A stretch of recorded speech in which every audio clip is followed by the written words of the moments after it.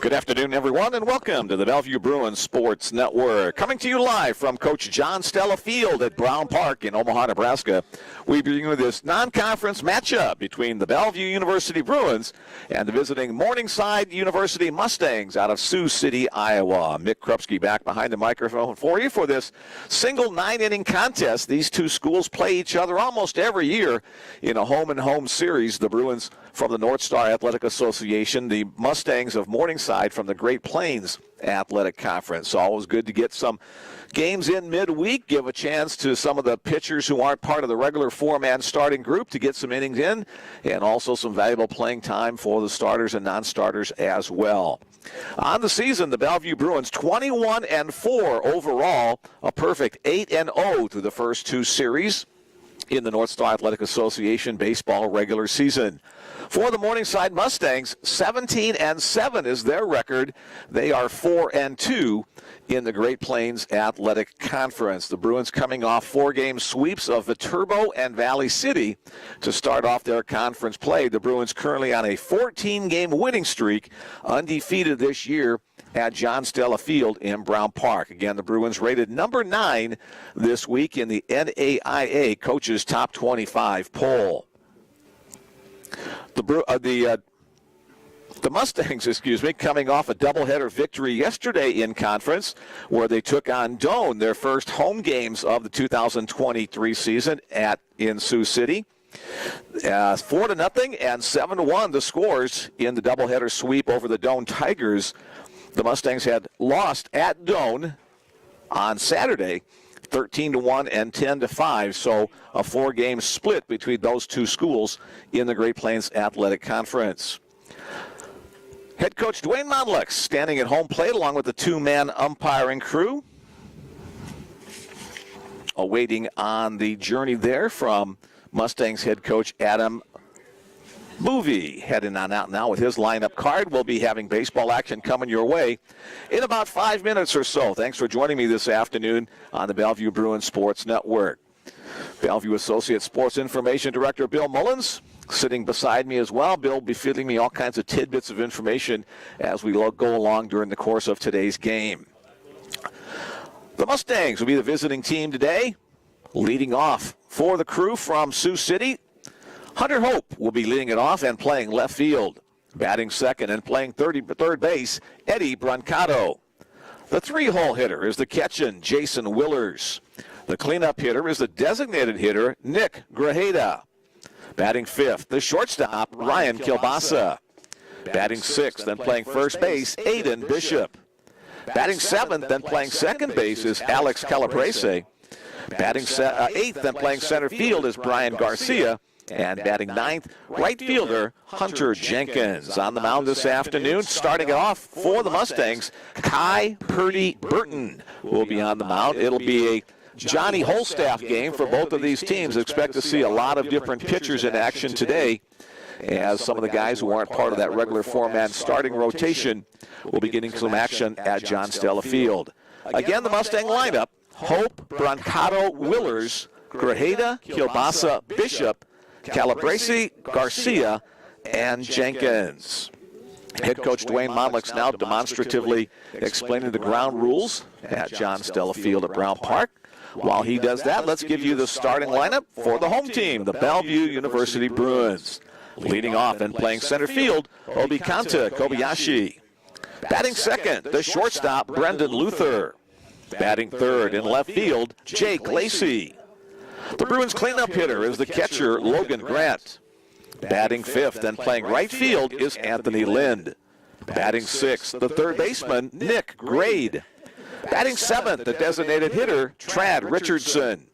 Batting eighth and playing first base, Mathieu Serrois.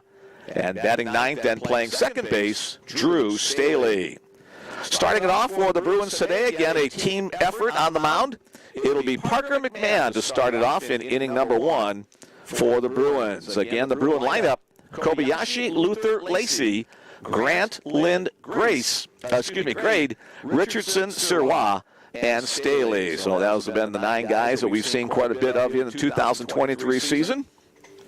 they'll have their swings again today. The Bruins, with those victories last weekend over Valley City State, by scores of 5-4, a close game number one. That one went 10 innings. Then a big differential on the 11-2, another close game, 5-3, and in the finale, a 21-0 thumping over the Vikings. So hopefully the Bruins still have some hits left in their bat after that 22-hit effort to close out that series. We want to say congratulations as the Bellevue Bruins once again, players have earned the NSAA Player and Pitcher of the Week honors. Right-hander Easton Britton was named the Pitcher of the Week. Britton went 2-0 last week with victories over Viterbo and Valley City State. Across 14 innings of work, he struck out 18 batters, including a career-high 12 against Valley City. His ERA was just a little bit over 1 in those 2 games. Also honored, outfielder Jake Lacey. He collected his first Player of the Week honor. He hit .462 in those 6 games, a 1.38 on-base percentage, and 7 runs batted in. He homered in 3 of the first 4 games of the week, hitting safely in 5 of the 6 games, and reached base safely in all 6, and at least twice in 5 of those 6 games. So congratulations to Jake Lacey and Easton Britton. They have joined with Blake Crippen, who has won that Pitcher of the Week honor twice, Anthony Lind and Nick Grade, also player honorees for the Bruins earlier this season.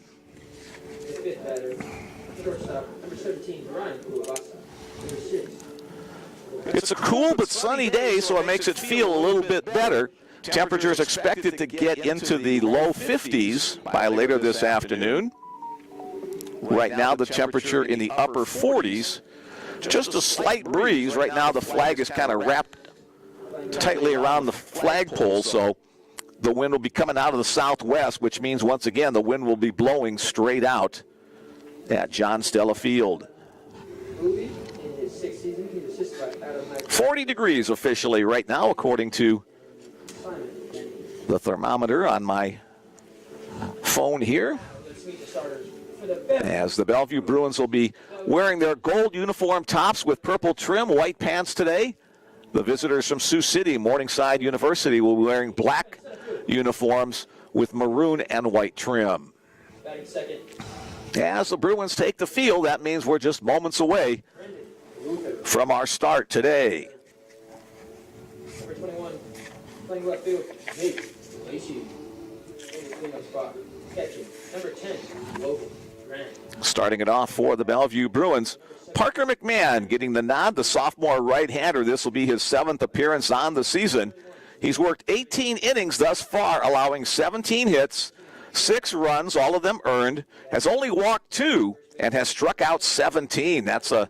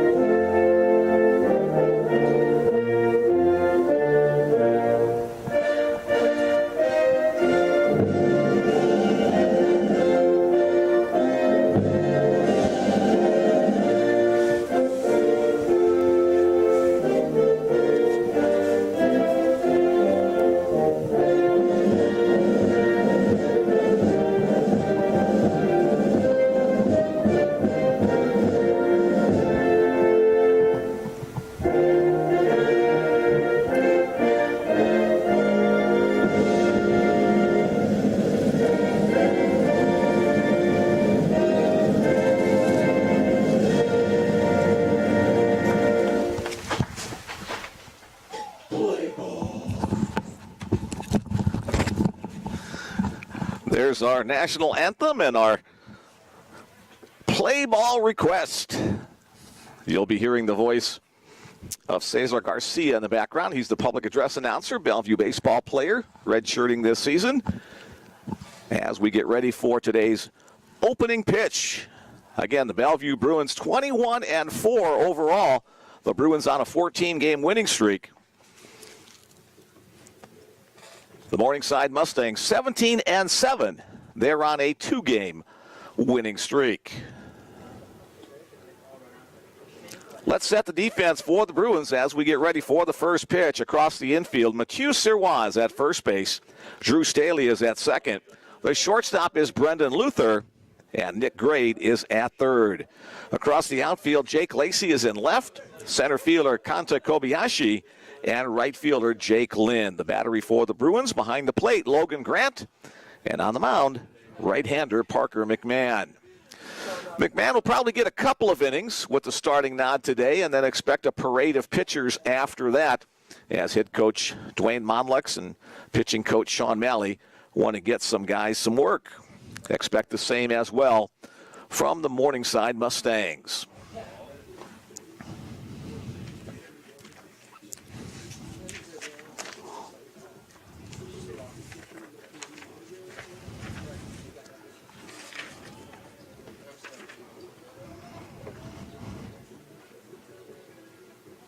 All right, we are ready to go. Stepping into the right-handed batter's box, the leadoff man for the Morningside Mustangs, left fielder Hunter Hope. Hope coming into action today, hitting .338 as a team. Morningside with a very good .333 team batting average. Head coach Adam Boovey in the third base coaching box as the first pitch from Parker McMahon bounces in low, ball one. McMahon saw a couple of innings of work this past weekend in conference play against Valley City. Righty-righty matchup on this first batter of the afternoon. Thanks again for joining us on the Bellevue Bruins Sports Network. Now 2-0 the count.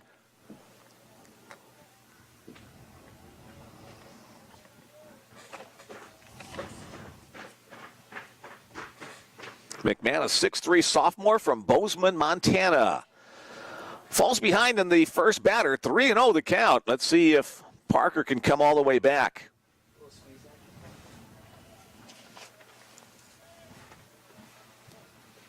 The windup and the pitch.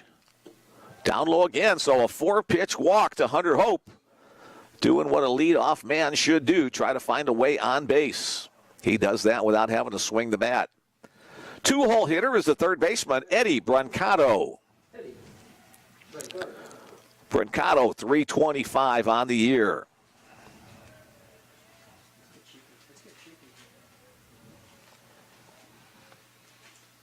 Working from the stretch now with the man at first base. McMahon goes to the breaking ball. It's in the zone. Strike one call.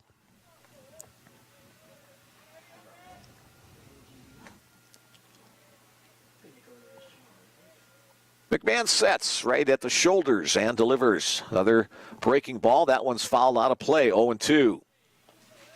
Well, Parker had difficulty getting in his zone for the first batter. He's been there with each of his pitches. Now to Brancato.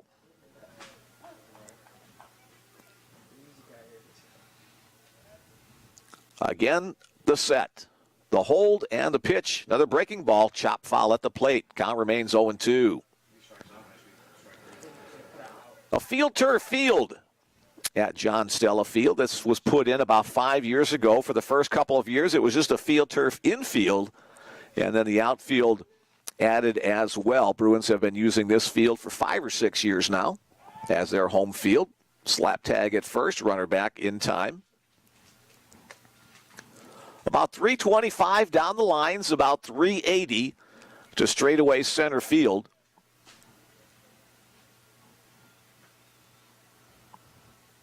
Breaking ball low and away. The flag has unfurled now and wafting gently there.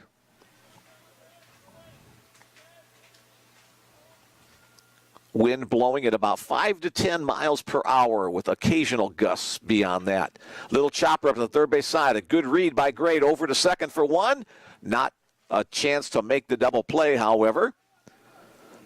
So Grade to Staley for the first out of the inning. Brancato reaching on the fielder's choice, and that'll bring to the plate the catcher, Jason Willers. Willer's hitting .337 on the year. He's the team leader in home runs with 5 and runs batted in with 27.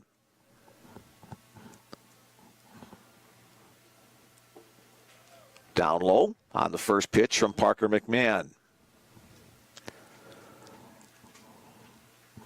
Both these teams averaging over 8 runs per game. So pretty explosive offenses for both of these schools. That one's hit hard down the left field line. It's hooking, but it'll stay fair, and it will bounce over the fence. Brancato will have to hold at third on the 2-base advance as Jason Willers drive one down the left field line for the double. Courtesy runner coming into the game for the Mustangs will be number 15, Zach Hefty. Number 15, Zach Hefty. Now up to plate the DH, Nick Graheda. Clean hole hitter, designated hitter, Nick Graheda. Left-handed batter against McMahon. Right back through the box. That one will get through to center field. 1 run scores easily. Here comes a trailing runner. The throw to plate is cut off. It's a 2 RBI single by designated hitter Nick Graheda. And the Mustangs have an early 2-0 lead as Brancato and Hefty score on the play. Pitch that just got a little bit too much of the plate. And Graheda went with it for the base hit. Next up, 5-hole hitter, shortstop, Ryan Kielbasa. Breaking ball low and away.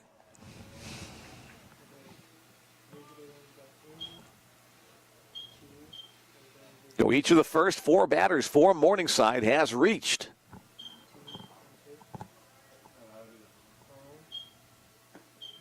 Outside again, now 2-0.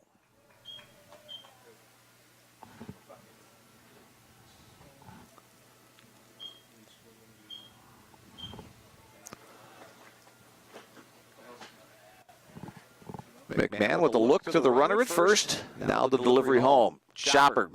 McMahon has it. Drops it out of his glove, ruining the chance for a double play, but he'll recover in time to get Kielbasa on the 1-3 play.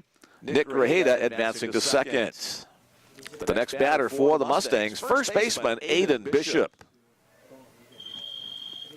So another runner in scoring position now with 2 outs. Let's see if McMahon can get out of further trouble in the inning.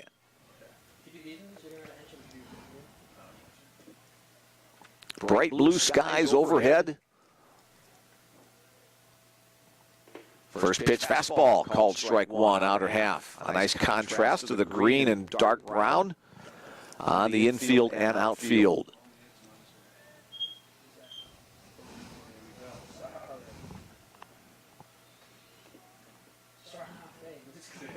McMahon delivers. Overhand breaking ball. Stays upstairs, 1-1 the count. Bishop, a .319 hitter on the year.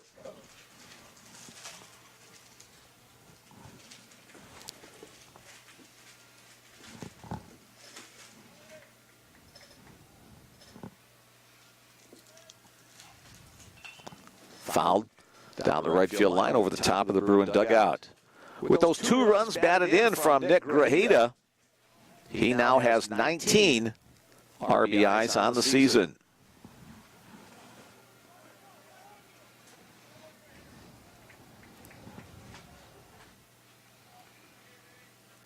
Parker with that long look in now settles and delivers. Breaking ball clips the outside corner for the called strike 3, and the inning will come to an end.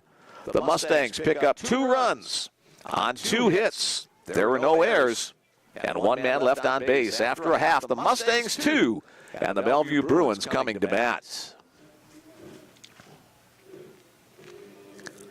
Let's set the defense for Morningside as we get ready for the bottom frame. First at-bats for the Bruins.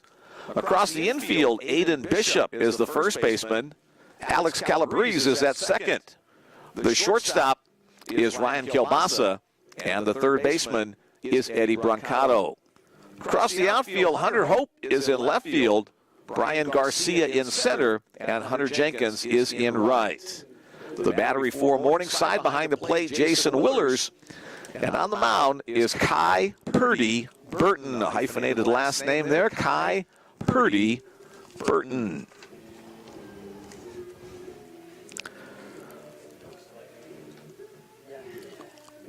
Purdy, a freshman southpaw. This is his 6th appearance on the season. 18 2/3 innings of work. He's allowed 17 hits, 11 runs, 10 of them earned. Has only walked 8 and has struck out 21. An earned run average of 4.82 coming into today's action.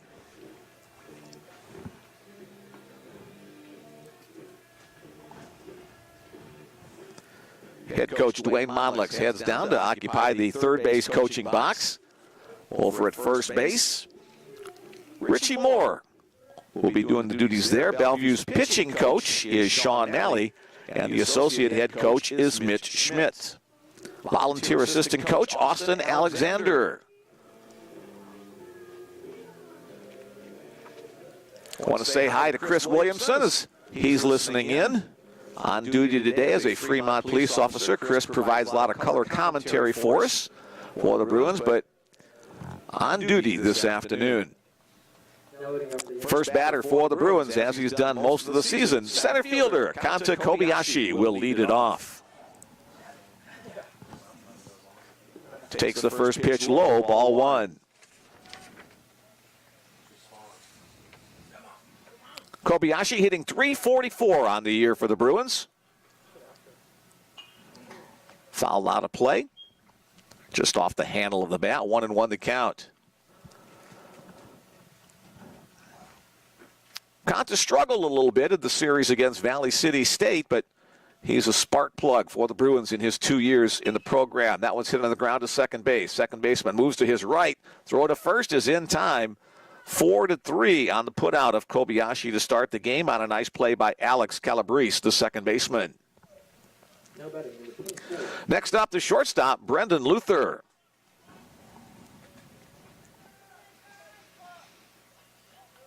Luther has played in every game on the season for the Bruins, hitting .382, a team leading .504 on base percentage. Looks at a fastball upstairs, ball 1. So just what you want from those top guys in the order, getting them to be table setters. That one's fouled. Out of play left side up, off the screen and bouncing back. Good to see the Bruins back as the home team at John Stella Field. The first 2 conference series was supposed to have been played on the road. First in La Crosse, Wisconsin, and then in Valley City, North Dakota, as that pitch stays upstairs. But unplayable fields up there move the series here. So the Bruins have a chance to play 6 of their 7 conference series this year at home. Chopped on the ground again to second baseman Calabrese. He gloves it, throws it, and he'll get his second assist in as many batters to start the game. I think I said Alex Calabrese when we started, but now I realize he pronounces it Calabrese. My wife and I are going to Italy on a vacation later this year, so I've got trying to work on my Italian accent a little bit here. Next up for the Bruins, left fielder Jake Lacey. Lacey, first pitch swinging, fouls it back to the screen.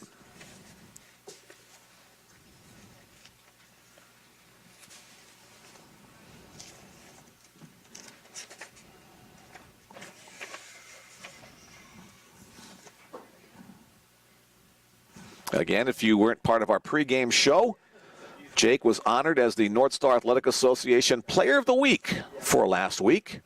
Swings and misses on the last pitch, down 0-2. .387 is Jake's batting average coming in today. Back through the box. This time it'll be the shortstop who makes the play, going deep behind the bag, across the diamond. And 3 ground balls to middle infielders will sum up the bottom of the first inning. Shortstop Ryan Kilbasa making the play there. 3 up, 3 down for the Bruins after 1 complete. The Morningside Mustangs 2, the Bellevue Bruins nothing. All right. Those of you who are Bellevue fans and have been with us all year long know that we invite you to be part of our broadcast whenever we bring you our ball games. Morningside fans, we invite you to join us too. Let us know who you are, where you are, any words you want us to pass along, any special bits of baseball information, birthdays, anything you want within reason. My number is 402-515-7654. All right, watching from work, Hubbas, go Bruins. All right, the Bakersfield, California Sakamoto family leading us off today with the first hubba of the afternoon. From California, we go to Montana. Go Parker, go Bruins. From the McMahons, listening in Bozeman. Glad you guys are with us today. A little bit of a rocky start in the top of the first for Parker, but I'm sure he will settle down here in his second inning of work. Again, don't expect him to go very long in the game, as we will see a parade of pitchers this afternoon from both teams. McMahon will face the 7, 8, 9 part of the order in the top of the second inning.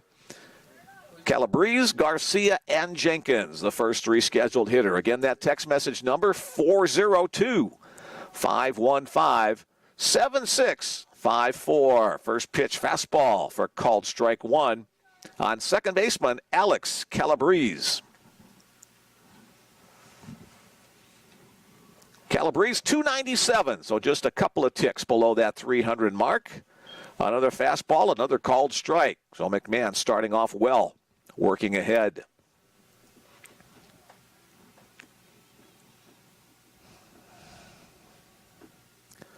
Breaking ball hit in the air to right center field. Both outfielders having a ways to go. That one will hit off the fence. Driven well out that way. Kobayashi on the throw into second base, but not in time as Alex Calabrese got that on the barrel of the bat and drove it opposite field just below the scoreboard. So once again, the Morningside Mustangs get their leading batter on the bags. And now it'll be the center fielder, Brian Garcia, to try to advance the base runner. Nick Gray, the third baseman, playing in a step or two. Everybody else at their regular positions. First pitch, fastball upstairs.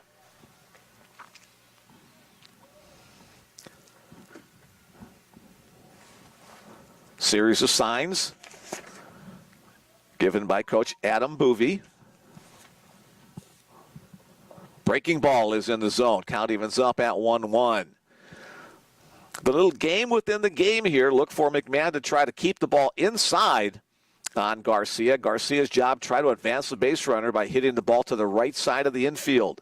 Again, a little jam job inside. That one's fouled over near the Bruin dugout. Good location on that pitch from McMahon.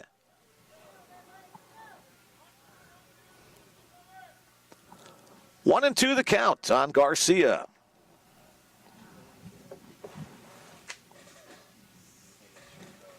Garcia, 373.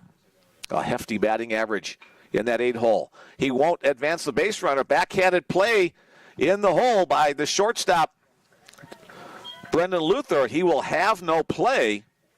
So Garcia beats out the infield hit. So it's 2 up, 2 on for the Mustangs as 9-hole hitter Hunter Jenkins, the right fielder, steps to the plate. Let's see if Jenkins will try to advance the base runners on a bunt. Mathieu Sirois playing in at first base. Drew Staley trying to keep the runner close at second. McMahon comes set. Grant, the catcher, awaits. Shows bunt, puts it on the ground. McMahon able to get to it. His only play will be at first base. So a successful sacrifice bunt by Hunter Jenkins. 1-3 on the putout as Garcia advances to second and Calabrese advancing to third. Back to the top of the order for the Mustangs. Here's left fielder Hunter Hope. Bellevue will play the infield in early, trailing by 2 runs, trying to cut down the runner at the plate on an infield ground ball.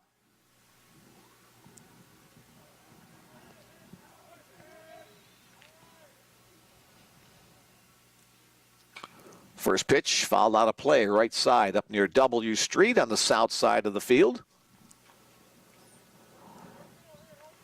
This field at Brown Park, a very historic baseball field. Been here for over 100 years. It's even older than me.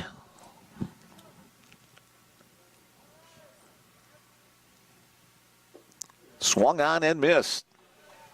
This field has been used for grade school, high school, college games. The College World Series will sometimes use this facility as well as a practice facility for the teams in town for that on the NCAA level. 0-2 the count. McMahon trying to get the strikeout here. A little number, and just over the glove of Drew Staley. It'll be an RBI single on the play as Garcia will advance to third. Less than a foot, but that's all you needed. So the RBI makes it a 3-0 game as Alex Calabrese scores. Had the Bruins been at regular depth, it would have been a play that Staley could have made, but being in just over his outstretched glove. Now the Bruin middle infielders will move back to double play depth, as stepping in is Eddie Brancato. But first, head coach Dwayne Monlix comes out of the Bellevue dugout. Again, we want to say congratulations to Coach Monlix and his staff. They picked up their 500th victory together in the 13 years that Dwayne Monlix has been the head coach. Monlix been here for 13 years. Mitch Schmidt for 17, Sean Malley for 16, and Richie Moore for 13. So a lot of experience on that Bellevue staff. Coach Monlix has been named the Conference Coach of the Year on several occasions.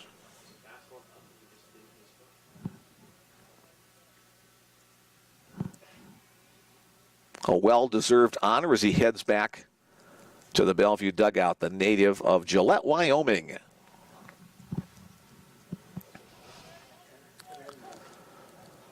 Still just one out. Mustangs on the corners. The batter is the third baseman, Eddie Brancato. Breaking ball hit in the air to deep center field. Kanta Kobayashi going back. He'll have room just at the edge of the warning track. He'll make the catch. That one hit about 370, 375 feet. It's far enough for Brian Garcia to tag up at third. So the sacrifice fly gives an RBI to Eddie Brancato for the second out of the inning. So the Morningside team has brought their bats with them on the hour-and-a-half trip down from Sioux City. They lead it 4-0 with 2 spots in each of the first 2 innings. Next up, the catcher, Jason Willers. First pitch, a called strike one. Willers had a double his first time up, a ground rule double to left field. An 8-foot-high fence rings the outfield at Brown Park. But with this field turf, you get that little extra hop coming off the surface. Nicely painted on the outside corner by Parker McMahon, 0-2.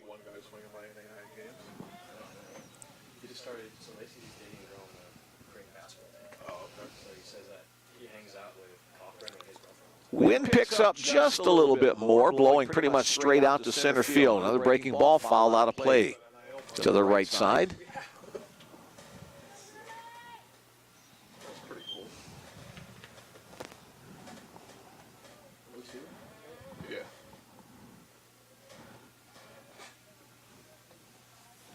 We'll do that 0-2 pitch once again.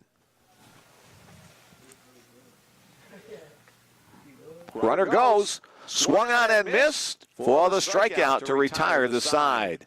Second strikeout of the game for Parker McMahon, both of them ending the first 2 innings. But again, 2 runs on the board on 3 hits. There were no errors and 1 man left on base after 1.5. The Morningside Mustangs 4, the Bellevue Bruins nothing. The Bruins will be back to conference action this weekend on Saturday and Sunday as Dickinson State University comes to town. Still kind of a question mark as to where that Saturday doubleheader will be played. It could be played, it's tentatively scheduled for Bellevue West High School, as Omaha South High School will be playing in the Omaha Metro Conference Baseball Tournament. Should South lose their opening game, they won't play later in the day. If they win, they'll play here, so that will force the Bruins to play at Bellevue West. We should not know, however, until Friday where that Saturday game will be, whether it's right here at John Stella Field or at nearby Bellevue West High School. The Sunday doubleheader will be here. That's a noon start from John Stella Field. Again, if you'd like to join us on this Tuesday afternoon, 402-515-7654. Let's go Bruins, working and watching back in Minnesota. All right. The Gopher State fans are joining us once again today. Glad you're with us. I would suspect there's more than one person at work kind of taking a spy at a screen on their work computer or possibly their phone. Thanks for joining us. Bellevue Bruins Sports Network. Mick Krupski here along with Bill Mullins, Cesar, and Alec down the other end of the board working the PA and scoreboard. Killing it over there. All right, to be exact. Here's the first batter for the Bruins in the bottom of the second inning. Catcher Logan Grant shows bunt, then pulls it back. First time on the scoreboard, Alec? Yeah, since high school. It's been a while. All right. And Cesar has been the PA guy for most of the games this year. Grant hits that one up the third base line. Will it stay in play? And it's kind of muffled over there. It stayed in play. Third baseman Eddie Brancato giving chase. Kind of lost it in the sun, so we'll be charitable and won't give him an error on that one. Wind not much of a factor, but the sun at this time of the year is at the top of the strike zone. The called strike two, now 1-2. As our game is in the early innings, the left side of the field will be the sun field, and then as the day goes on, it moves from left to right. Foul tipped by Grant. He'll stay alive. Count remains 1-2. Grant hitting .364 for the Bruins. He's one of three Bruins who have played in all 26 games on the year. Off the protective netting in front of the Bruin dugout on that foul ball. Grant has the dubious honor of leading the team in being struck out. Trying to avoid that here. Lays off that high pitch. Count goes full.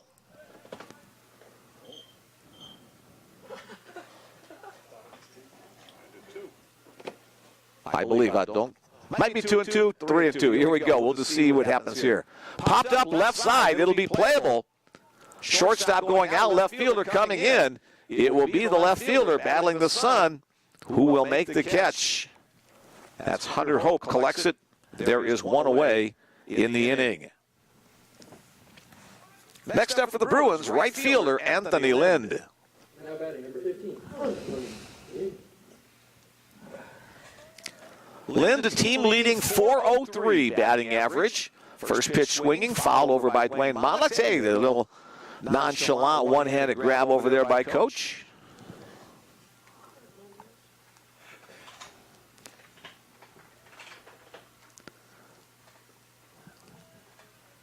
Lind does a little field maintenance with his spikes on the right-handed batter's box. On the knees for a called strike two.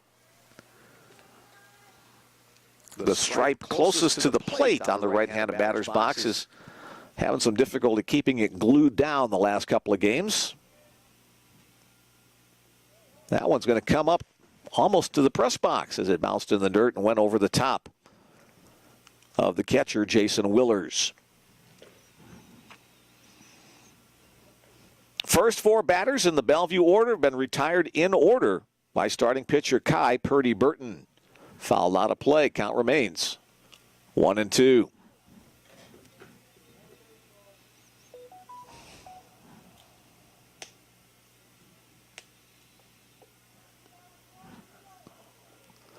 Southpaw gets his signal and delivers. Little jam job. Anthony able to fight it off. Nice ups in the on-deck circle by Nick Gray, jumping up to snag that foul ball. You really have to be alert in the on-deck circle at John Stella Field. There's not a lot of room between home plate and the backstop and dugouts. Called strike three. I think that one fooled Anthony a bit as it came in on the inside corner. The strikeout is the first of the game for starting pitcher Kai Purdy Burton. Next up for Bellevue, third baseman Nick Gray. Bruins still looking for their first base runner of the day. Gray, a .364 hitter. He's the team leader in home runs with 7. Ball 1 the count.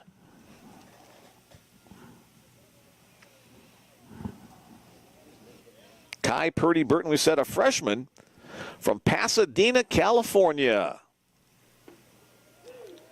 Comes in on the outside corner there to even up the count. Pasadena, California, famous for? There we go. All 3 of the guys up here say Rose Bowl. And Rose Parade, of course. Chop down the third base line. Foul. In between head coach Dwayne Monlux and third baseman Eddie Brancato.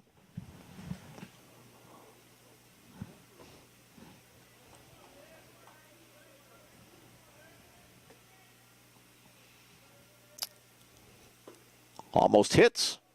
Grade able to get out of the way. 2-2 the count. Wasn't there a Brancato that played for like the 1950s Brooklyn Dodgers? I'm making you work overtime here today.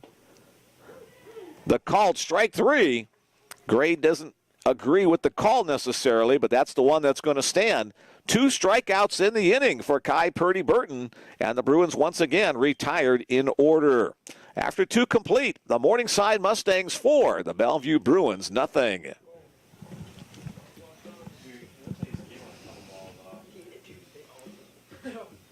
Al Brancato, who played for the Philadelphia A's back in the 30s and 40s. Yeah. Al Brancato? Yep. Okay, and Al Brancato played for the Philadelphia A's. So that's probably somewhere just rattling around, and I've heard that name somewhere, and it's rattling around in all that empty space up there. Go Bruins! We are missing the game today, but can't wait to watch this weekend from Carter, Beckett, and Maverick. Our trio of Bellevue fans, the sons of Bellevue athletic trainer taking care of these baseball players, Tyler Komicher. New pitcher in for the Bruins, as the Bruins will change a right-hander for a left-hander.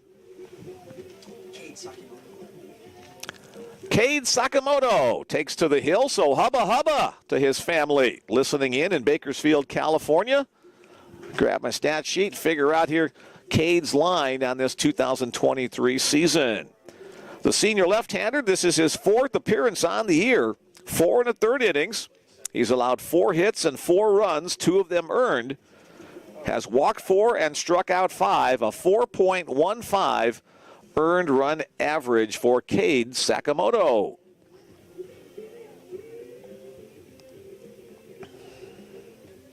Oh, we'll get his name written in the book. So Parker McMahon is done after 2 innings of work, allowing 4 runs and 5 hits. He's the pitcher of record for the Bruins on the losing side, unless his teammates can come back. Leading off the top of the 3rd inning, designated hitter Nick Grajeda called strike 1. Grajeda had that 2 RBI single to get the Mustangs on the board in the top of the 1st inning. Lefty-lefty matchup, swing and a miss. Nice break on that pitch from Sakamoto. Sakamoto, one of those versatile guys that can also play some position as well as pitch. On the 0-2, tries to shoot the outside corner, misses just a bit low.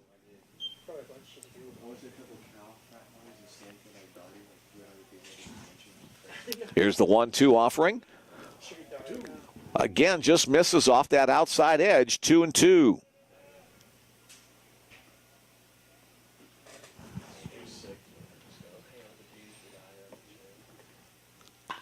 Line hard over the head of Mathieu Serrois at first, down into the corner. Lynn gives chase, picks it up with a bare hand. His throw to second base will not be in time as Nick Grajeda turned on a pitch on the inner half and drove it into the corner for a double. The 6th hit of the game for Morningside batters. Now, to plate number 17, Ryan Kilbasa. Shortstop Ryan Kilbasa, the next batter for Morningside. Adam Boovey goes through signs. Let's see what happens here. Again, the batter job, try to advance the base runner. Sakamoto obviously try to prevent that. First pitch just a little upstairs, ball 1.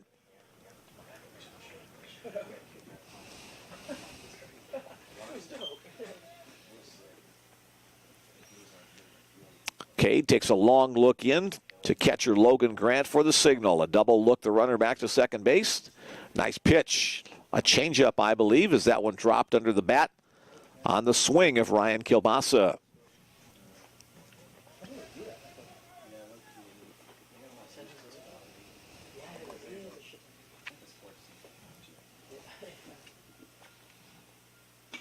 Good pop on that fastball, late on the swing, 1-2 the count. 4-0 our score. Mustangs on top after coming off a doubleheader sweep of the Doane College Tigers in conference play yesterday. Doane and Concordia tied for the conference championship last year. The swing and the miss. Cade Sakamoto picks up his first strikeout after coming in relief. Third strikeout by Morningside batters today. Next up, first baseman Aiden Bishop. A strikeout victim, his first time up.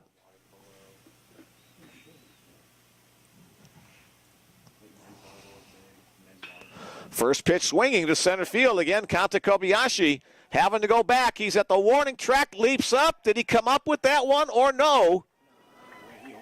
He did not. He came close. We saw Kanta rob a home run earlier this season. Hopefully he's going to be okay as he reached up with that gloved hand and came back down hard. Not enough room to make the catch. Is enough room for the 2-run home run for Aiden Bishop. A 2-spot in the first, a 2-spot in the second, and guess what? A 2-spot in the third. Aiden Bishop with the home run. For Bishop, that is his first home run of the year, and now 13 runs batted in. Next pitch, next batter is also singled into center field by Alex Calabrese. His second hit of the day, a double his first time up, and now a single here. So Morningside keeping up the offensive pressure, finding John Stellafield to their liking. 8 hits through the first 3 innings.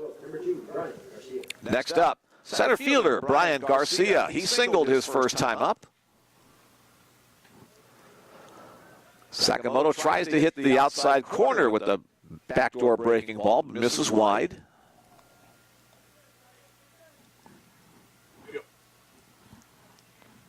Throw over to first.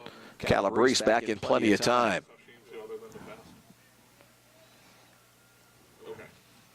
6 runs on 8 hits for Morningside. No runs on no hits for Bellevue to this point in the game.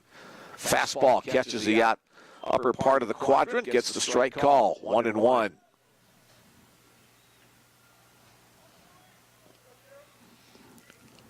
Bruins hoping for a double play ball. Pitch inside.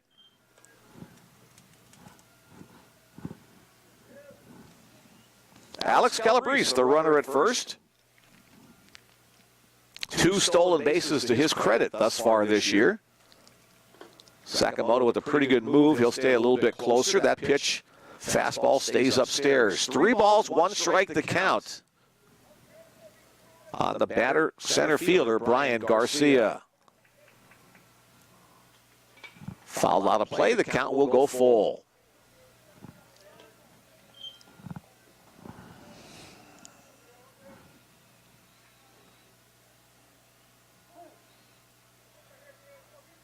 Here comes the payoff pitch from Cade Sakamoto. Runner goes, hit in the air to right field. Anthony Lynn has a beat on it, makes the catch as the runner Calabrese able to get back to first base in time. Now 2 out in the inning. And the 9-hole hitter, Hunter Jenkins, will step to the plate. Jenkins, a perfect sacrifice bunt his first time up today. Put runners in scoring position, part of that top of the second inning. Swing and a miss on the tailing fastball from Sakamoto.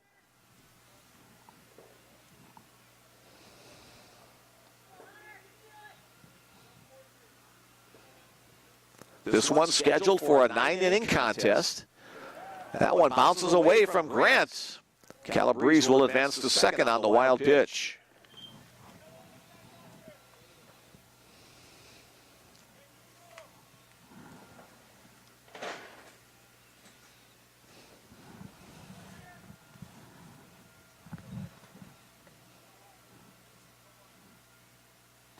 There's a nice location on the backdoor breaking ball for the called strike. 1-2 on Jenkins.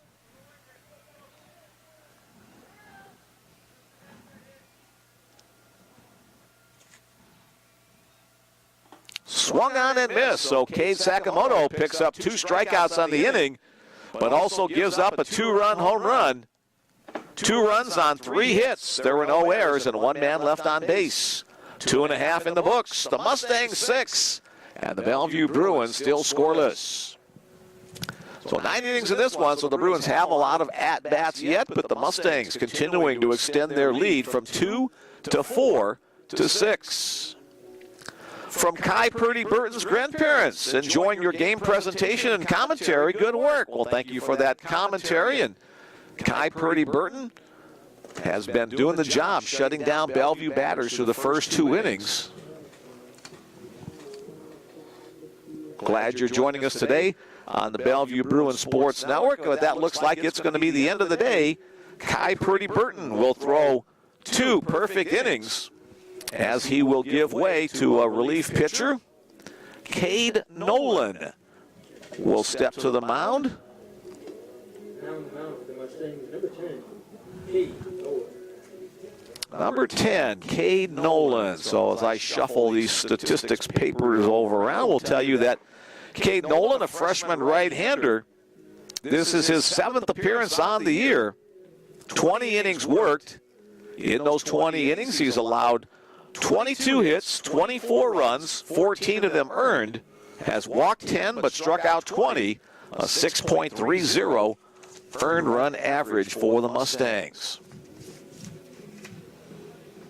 He'll get his 8 warm-up tosses as a relief pitcher coming in. So 2 perfect innings for Kai Purdy Burton, including 2 strikeouts. 1 fly ball out and 3 ground ball outs. He will stand to be the pitcher of record, since this has been decided by both coaches before the game that this will be a staff-type game. He won't need to go the normal 5 innings to get the win. 7-8-9, part of the Bellevue order. Here's designated hitter Trad Richardson. Richardson hitting .333 on the season. Awaits the first pitch. Foul out of play, right side, from reliever Cade Nolan.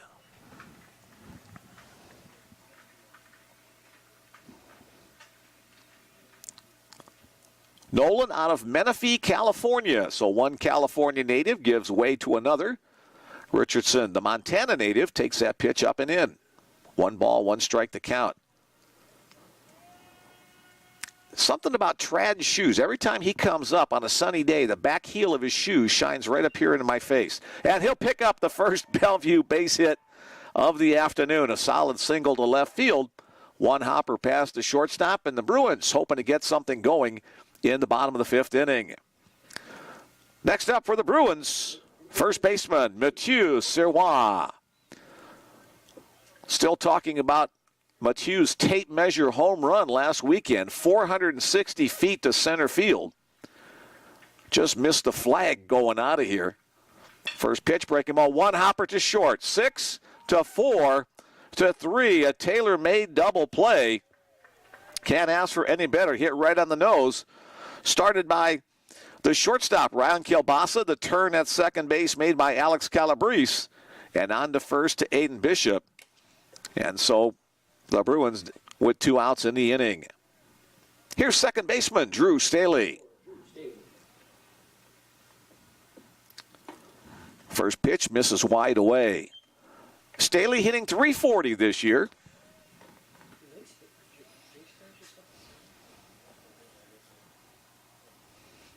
Again, trying to go outside. Again, missing way wide.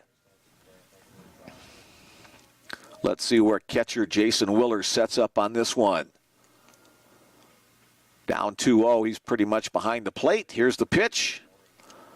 Over the top of everybody. So 3-0 the count on Drew.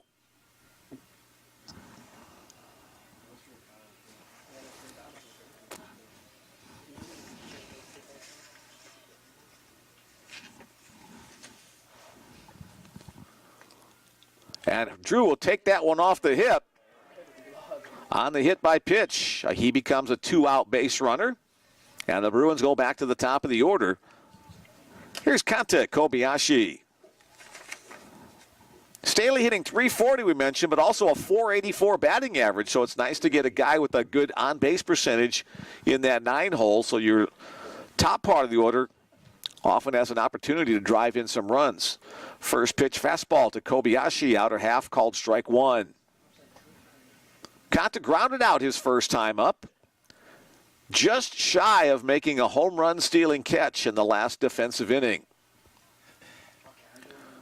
Bounced. 1-1 to count. Bruins will have to play it a little conservatively on offense as they're down by 6 runs. Bruins in unfamiliar territory as they've won their last 14 games in a row. Fouled left side, 1-2. Bellevue's come from behind a couple of times as part of that 14-game streak, but I don't think down by 6 they've ever come back from that big a deficit on the season.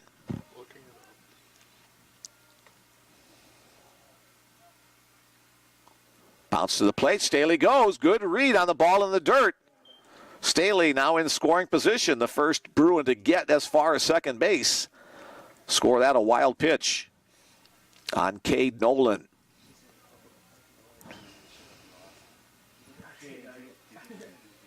So Kobayashi looking to get a run batted in here. 2 balls, 2 strikes, 2 out. Line hard down the left field side. That's a fair ball into the corner. Staley will score easily. Kobayashi bursts the speed around first base bag. Goes into second. Standing up. And the Bellevue Bruins are on the board, courtesy of the RBI single by Kanta Kobayashi. Trailed 6-0 to Concordia in the first game of the year. Bellevue has only faced a 6-run deficit once on the season. That was in the opening game to Concordia, where they came back and won that one. So let's see if the Bruins can strike back again. They're 1 run closer thanks to Kobayashi and Staley. Here now the shortstop, Brendan Luther.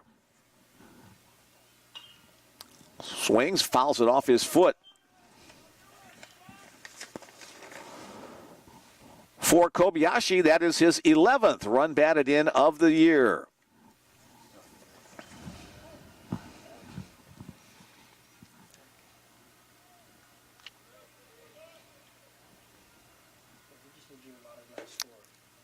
Called strike.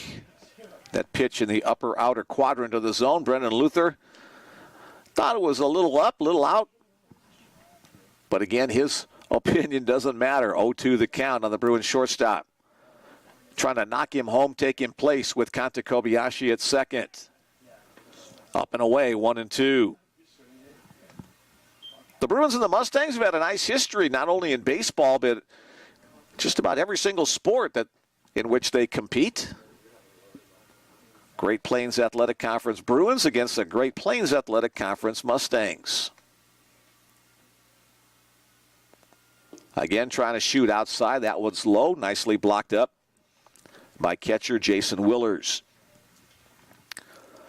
11 baseball schools in the Great Plains Athletic Conference. College of St. Mary also in the conference, but they play softball, not baseball, at an all-girls school. Opposite field hitting. Here comes Kobayashi around third base on the hit by Luther. There will be no play at the plate. Back-to-back RBI base hits. First by Kanta Kobayashi and now Brendan Luther. And the Bruins have narrowed the deficit to 4.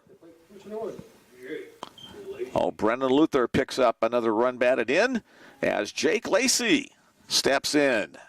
Conference Player of the Week. An opportunity to help his team again here. Brendan Luther now with 20 runs batted in on the year. Lays off the first pitch, a sweeping breaking ball for a called strike one.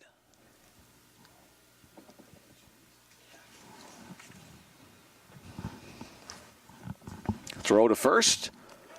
Luther back in plenty of time. Lacey, the team leader in runs batted in with 29. Had a great weekend against Valley City State. Throw back again. Runner back in plenty of time.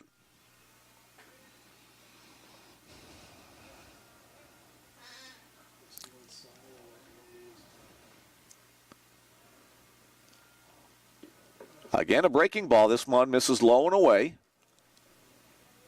1-1 the count on the Bruins left fielder out of Gillette, Wyoming. Same hometown as Dwayne Monlux. Had a nice chance to visit with his parents who were in town last weekend. Chop foul up the third base side.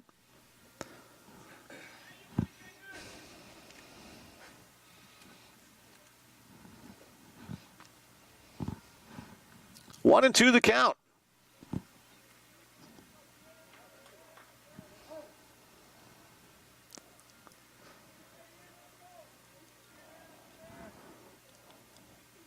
Cave Nolan working from the stretch.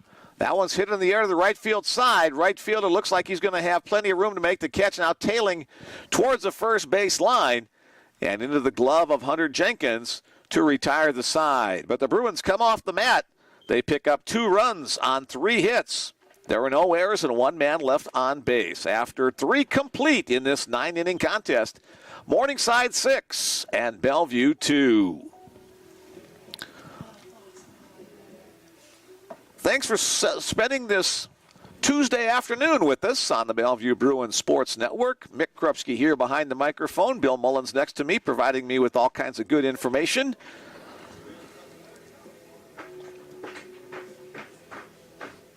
All right, did you hear the announcer? He said the coaches agreed this was a stat-tight game and their starting pitcher could get the win without going 5 innings. So Kai is leading going into this one. That's from Kai's grandparents. So yes, Kai at this point stands to be the winning pitcher if the Mustangs will hold on to the lead. Bellevue starter Parker McMahon on the other side of the ledger. 402-515-7654. Normally the pitcher has to go 5 innings the starting pitcher has to go 5 innings to get the win, but by coach's agreement before the game, if they're going to turn it into a staff game or a Johnny Holstaff, then the starting pitcher or whoever is on the mound when the first run of the game is scored stands to be the winning pitcher. All right, here we go at the top of the 4th inning. 6 runs on 8 hits, no errors for Morningside. 2 runs on 3 hits, no errors for the Bellevue Bruins. Top of the order, left fielder Hunter Hope. He's been up twice and on twice. A walk and an RBI single. Cade Sakamoto back to the mound for the Bruins. Breaking ball, his first offering outside.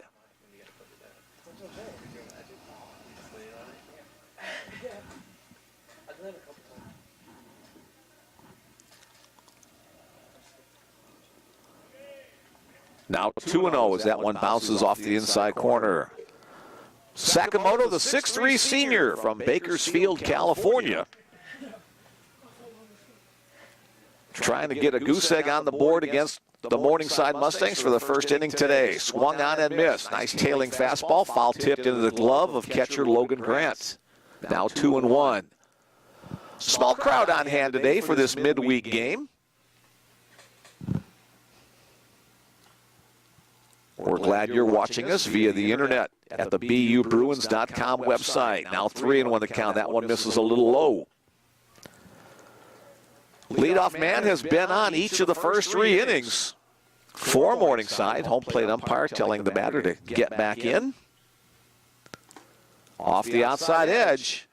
And for 4 consecutive innings, the leading lady has been on for the Mustangs.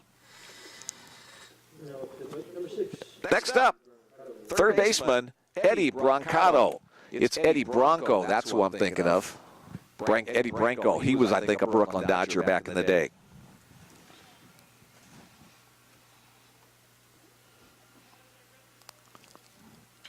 Line hard into the center field. That's going to drop for a base hit. Hope around second base. He's on his way to third. Cut off at short. And runners at the corners. First hit of the day for Eddie Brancato. He had a sacrifice fly RBI his last time up. So the top of the order continuing to do damage for the Mustangs. Next up, the catcher, Jason Willers. Willers 1 for 2. First time he will face Cade Sakamoto. Chases the fastball. Strike one called. Sakamoto has a nice tail on his fastball. That means the ball's going to kind of run away from the right-handed batter. Grant sets up on the inside part of the plate this one, but first a throw to first. Runners at the corners with nobody out. We're in the fourth inning. Bellevue defense, middle infielders playing up the middle for a double play ball. They'll concede a run to get 2 outs if they can. Nice block by Grant, moving to his left to keep it in front.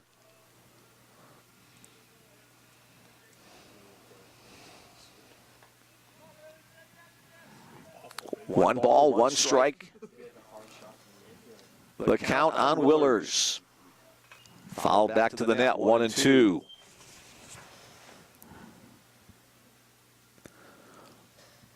Willers, a sophomore out of Davenport, Iowa. Over on the east side of the state. Lays that one in the air. Jake Lacey trying to get behind it to make a throw to the plate if he can. He makes a catch. Here comes a throw to the plate. A little bit offline. The runner advancing to second. The throw there is a little bit late.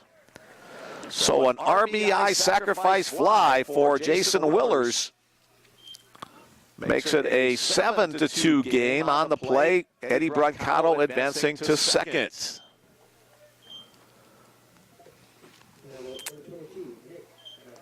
So the Mustangs have scored in each of the first 4 innings. And now batting designated hitter Nick Grajeda. Grajeda 2 for 2. He was the first batter faced by Cade Sakamoto. Swing and miss. Nice breaking ball to get ahead.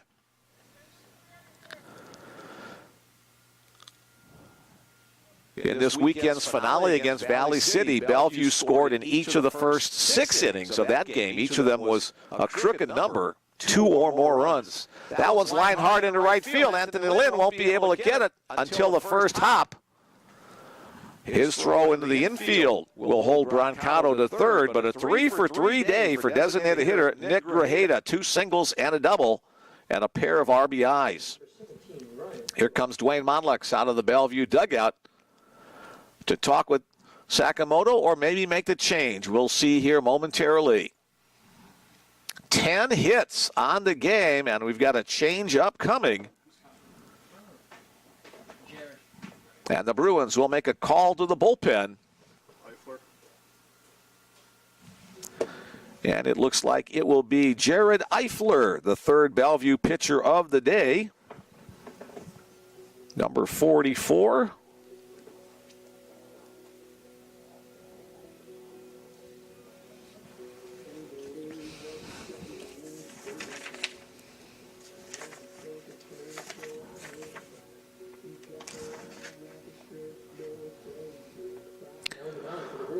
Jared, the right-hander, the junior, this is now his 8th appearance on the year. A 1-0 record, has 1 save. He's worked 10 innings, has allowed 7 hits, 2 runs, both of them earned, has walked 3 and struck out 6, a 1.80 earned run average thus far on the year. So Jared Eifler coming on, the third Bellevue pitcher of the day, trying to hold down what has been a very potent Morningside Mustang offense.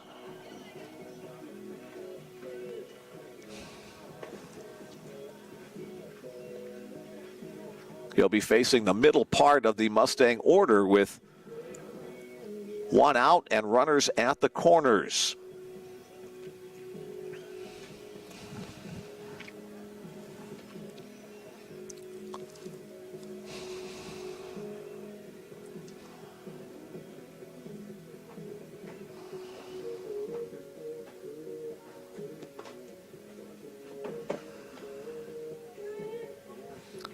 All right, we're back to the action in the top of the fourth inning. Shortstop Ryan Kielbasa at the plate. Again, the Bellevue Bruins trying to roll the double play ball here if they can. Staley and Luther a step closer to the second base bag to try to get that done. Here's the first pitch from Jared Eifler. Fastball chopped foul and into the Morningside dugout. Went over the top of the protective screen. Hope everybody's okay in there.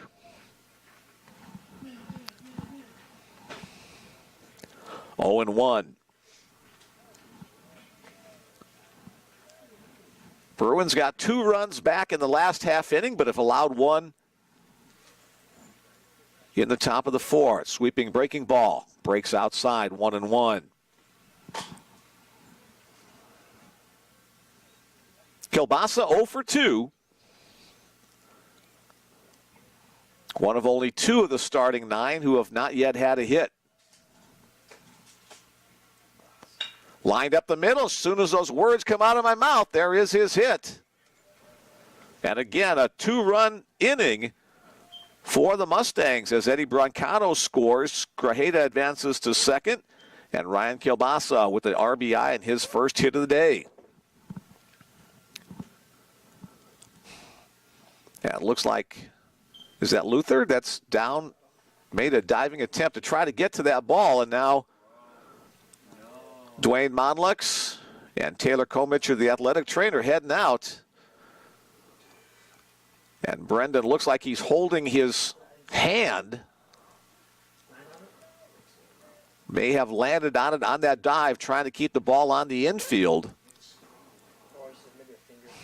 Perhaps a jammed finger, perhaps a dislocated finger. Neither of those things sound very, very good.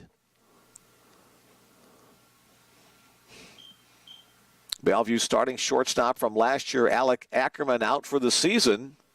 We visited with Alec last weekend. Had some shoulder surgery. He'll be back next year, but the Bruins obviously do not want to lose another shortstop here. Luther holding the left hand. That's his glove hand side. So it could be a finger, could be a wrist, but Tyler Komicher, the trainer, helping him with that, trying to keep pressure off. And now he'll let go. Well, now he'll grab it back. So, and it looks like that will be the injury that will take him out of the game in the top of the 4th inning. Coming in for the Bruins to play shortstop will be number 7, C.J. Townsend, will hit in the 2-hole spot.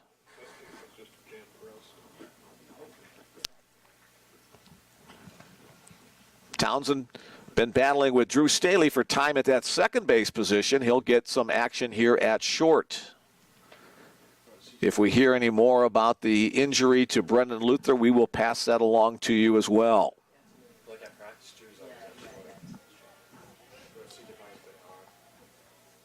So C.J. Townsend now in at second base. C.J., the sophomore from Eugene, Oregon. With runners at first and second, still just 1 out in the inning. 2 runs across. The batter will be the first baseman, Aiden Bishop. Bishop had the 2-run home run his last time up in the 3rd. Jared Eifler back to work. Comes set at the belt. Looks the lead runner back and delivers. Breaking ball called strike 1. Working ahead.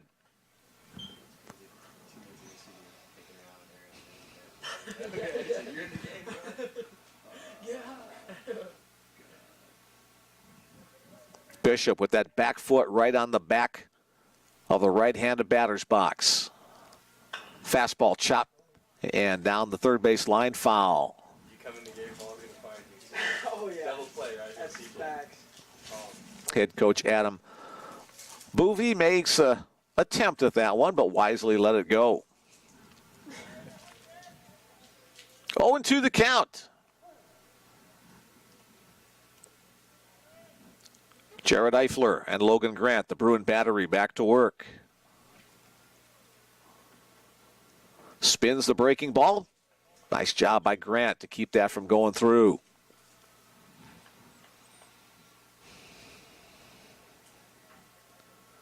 One ball, two strikes to count. Catchers are so much more athletic over the last 20 years.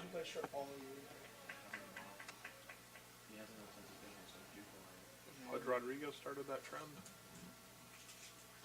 On the outside corner, great location on that fastball by Eifler. The strikeout is his first and fourth strikeout of the day for Bellevue pitching.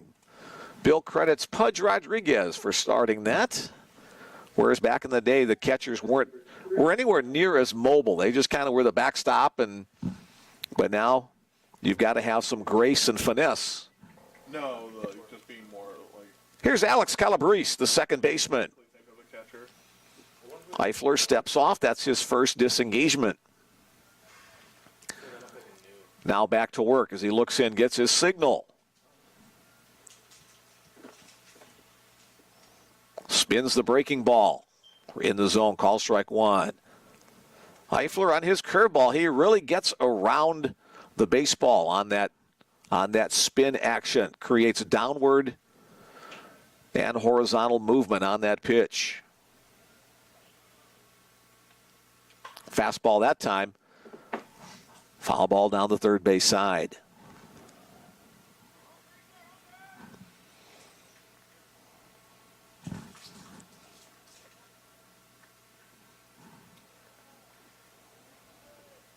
Wind picking up a little bit more as the flag.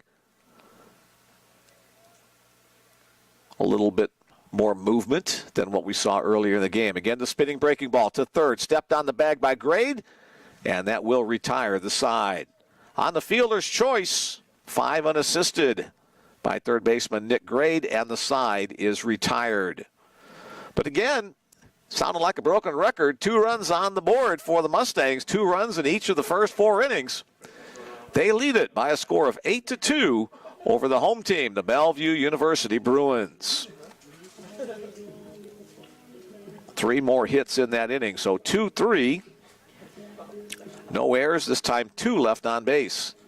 So Jared Eifler comes on in relief and works out of trouble, allowing just 1 run.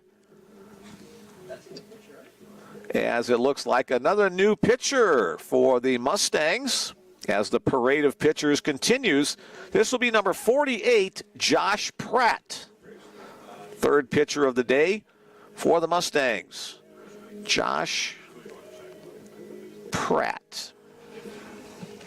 So no individual person's credited with throwing the ball around more. It started back in the old days when the ball was less solid. Josh Pratt, a sophomore right-hander. This is his 6th appearance of the year.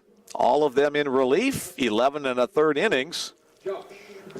He's allowed 16 hits, 6 runs, all of them earned, 3 walks, 9 strikeouts, an earned run average of 4.76. Josh Pratt on the mound for the Morningside Mustangs. He comes into the game. He'll face the middle part of the Bellevue lineup, 4, 5, 6. And Bruin fans hope beyond as well.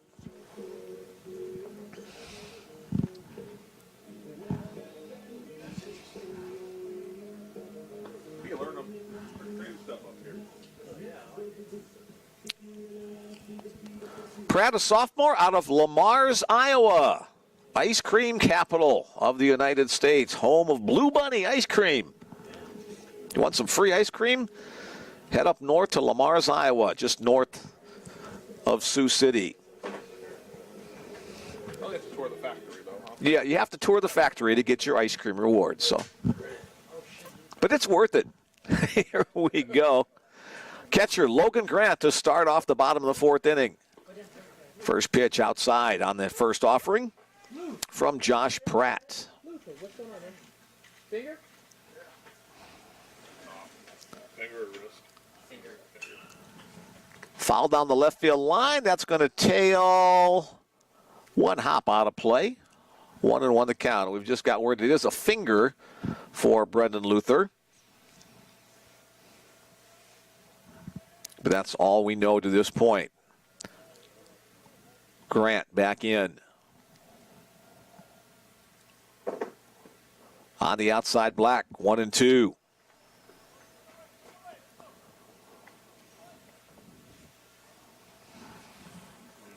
Grant trying to get things started in the bottom of the fourth inning. Again, Bruins trailing by 6 runs.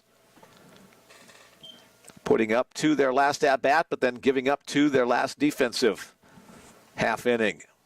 Their 14-game winning streak on the line here today. Bruins undefeated this year at Brown Park as well. Down low, full count.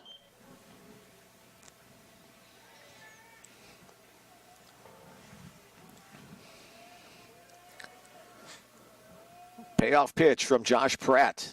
That hits hard into center field for a base hit. A nice turn him right around by Logan Grant. He picks up his first hit of the afternoon. He will step off the bag, and stepping on to take his place, courtesy runner, Takumi Maeno.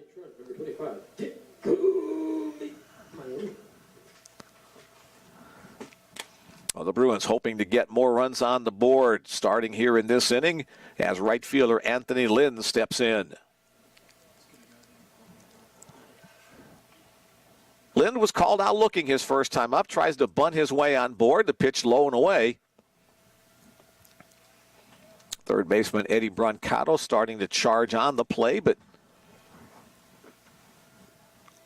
he'll start off right in line in the baseline between second and third.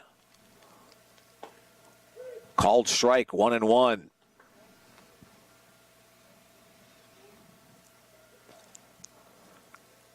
Anthony, an Omaha guy, played his high school ball at Omaha Central High School.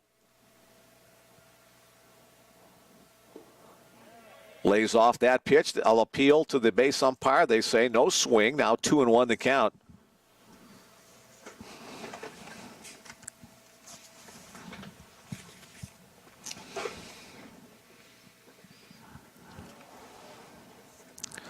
Lynn joined the Bruin program right out of high school. Didn't play JUCO ball anywhere else, so second year in the Bruin program. Now 3-1 the count.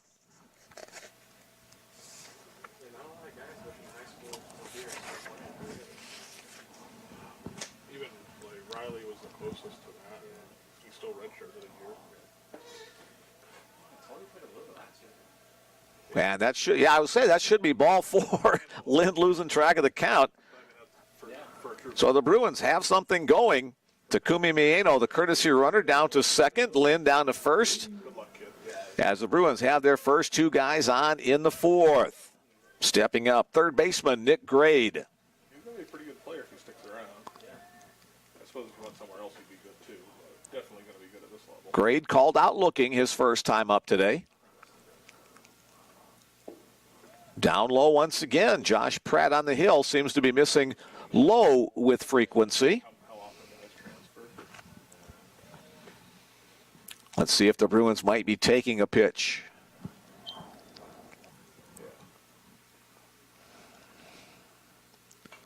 Nope. Swinging away, foul back to the screen.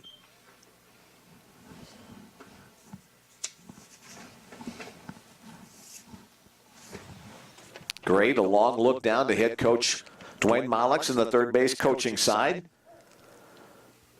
The Washington native started his college career at Columbia Basin College. Before becoming a Bruin, that pitch bounced to the plate but blocked up by the catcher Jason Willers. No advance by either base runner. 2-1 here as Grade steps back in.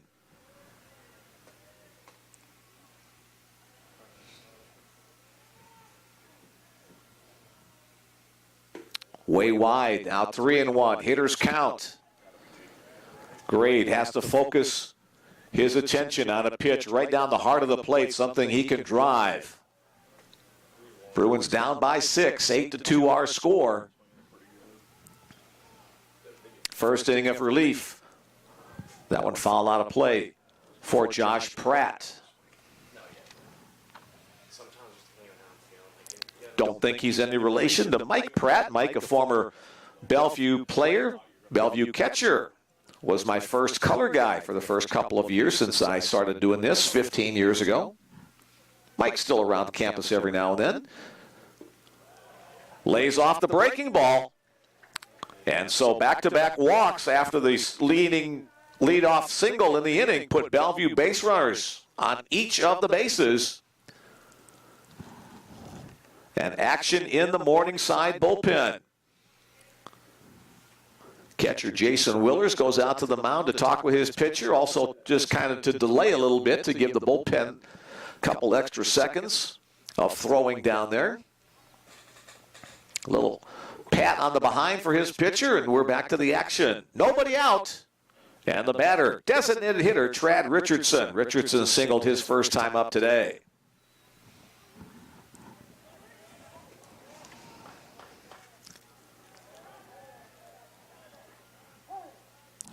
Richardson with some pop in his bat. He has 4 home runs on the season.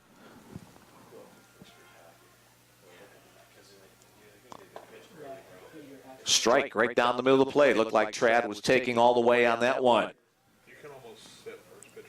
The Montana native readies once again.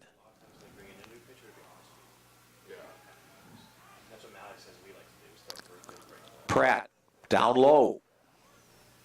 I was coaching Legion. That was someone came in middle of an inning with a runner on base, 99.5% first pitch fastball. This is the 6th appearance of the season for Josh Pratt, all of them in relief. Little chopper over the pitcher's head. Second baseman Calabrese charges. And they'll say safe. He tried to tag the runner, but did not. The field umpire right on it.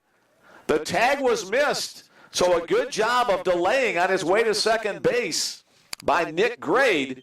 Calabrese reached out for the tag, but it was clearly visible. There was a good 12 inches between his glove and the body of Grade. So it will be an RBI single for Trad Richardson. Fielder's choice, excuse me, is the official ruling on that. So the fielder's choice is the attempt was made at second. Logan Grant scores on the play. Anthony Lynn to third and Nick Grade to second. So it won't be scored a physical error, but a fielder's choice. And a good job by Grade of just kind of stopping and then dealing a little juke around the second baseman Calabrese. And the Bruins continue to have the bases loaded. Now Mathieu Sirois to the plate. And Sirois, some pop in his bat as well. Grounded into a double play his last time up.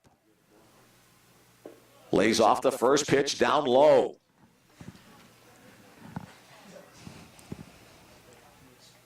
A big swing of the bat can get the Bruins right back into this one.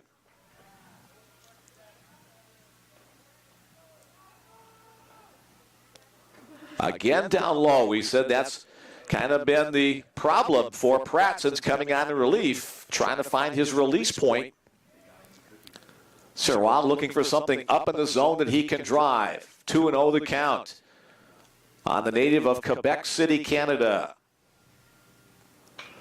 Line hard up the third base line. Foul in between Anthony Lynn and Dwayne Monlux. Now 2-1.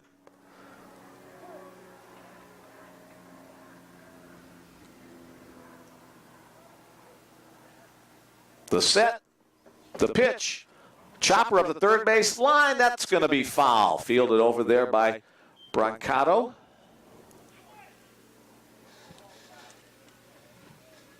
So the count moves to 2-2. Still nobody out. 1 run across in the inning. Bases are loaded.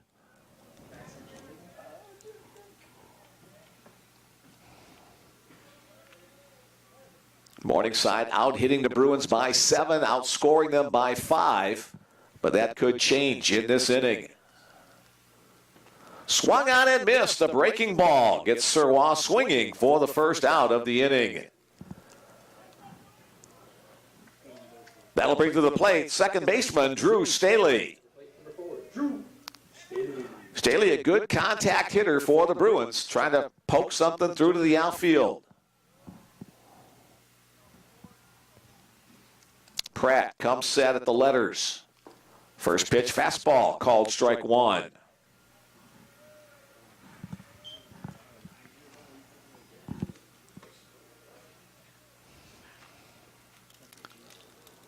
A long look in from Pratt. Called strike 2 on the outside corner. Advantage to the pitcher. Staley steps back in. Now he'll have to make contact, something in or around the zone.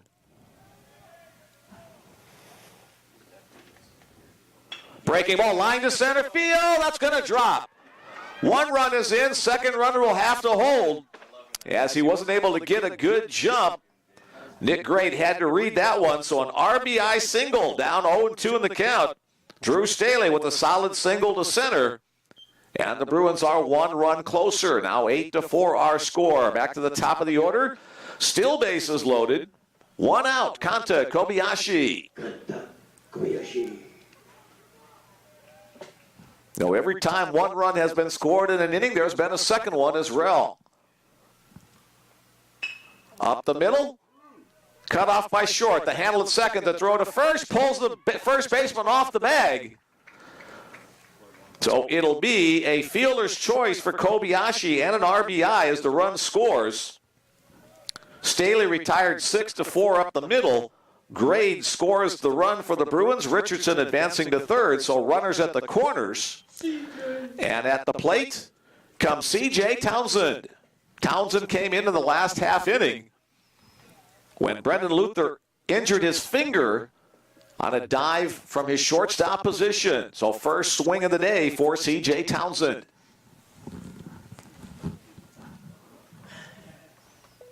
First pitch swinging, swung on and missed. A throw, a nice save at first base.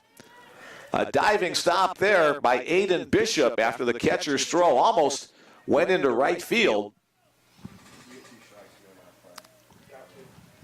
0-1 the count on Townsend.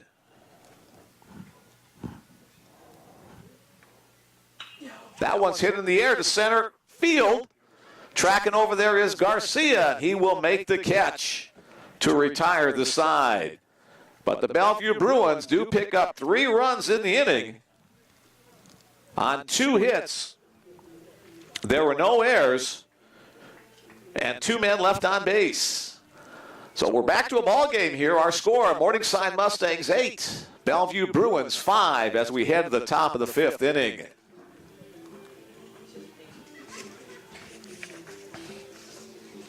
So that 3 spot broke our string of deuces on the scoreboard. Morningside has scored 4 times, 2 runs in an inning for their 8. The Bruins with 2 in the 3rd and now 3 in the 4th as we have 4 more innings left to play. Excuse me, 4.5 hopefully. All right, Bill's pointing out here for mental mistakes or judgments are not to be scored as errors unless specifically an error shall be charged against any fielder when he catches a thrown ball or a ground ball in time to put out any runner on a force play or fails to tag the base or the runner, including a batter runner on a play at first base. So that is considered an error, a physical error as well as a mental one. All right, so the first error of the game on that last play against second baseman Alex Cabrice. All right, Bill should have been a lawyer. He's got these rules down pretty well. Leading off the top of the 5th inning, center fielder Brian Garcia made that running catch to retire the side. He'll lead it off in the 5th. 1 for 2 on the day. Jared Eifler back on after coming in the last inning. Gets ahead in the count. Strike 1.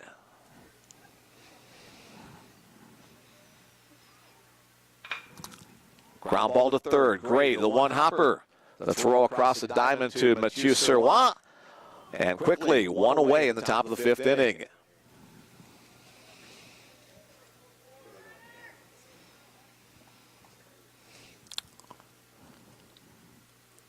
Right fielder Hunter Jenkins next up for Morningside. 0 for 1 officially, including a sacrifice bunt.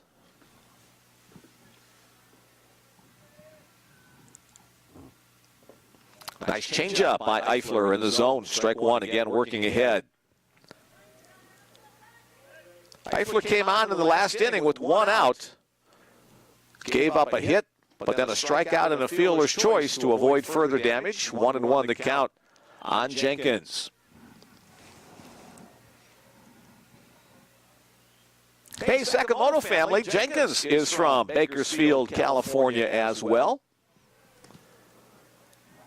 Don't know if Hunter or Cade ever matched up against each other. Hunter just a sophomore, so a little bit younger than Cade. Swings and misses there on the fastball.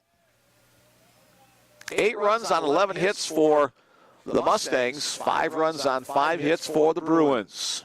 About halfway through this one. Nice breaking ball chopped into foul territory.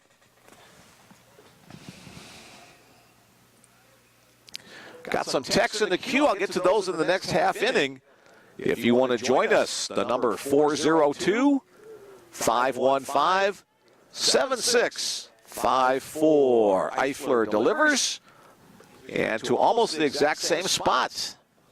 Foul ball hit up by the dugout.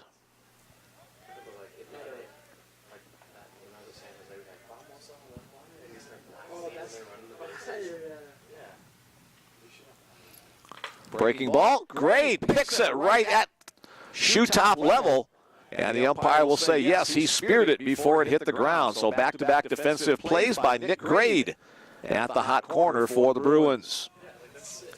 Top of the order for Morningside, 4th time that the leadoff man has been to the plate in 5 innings. Hunter Hope.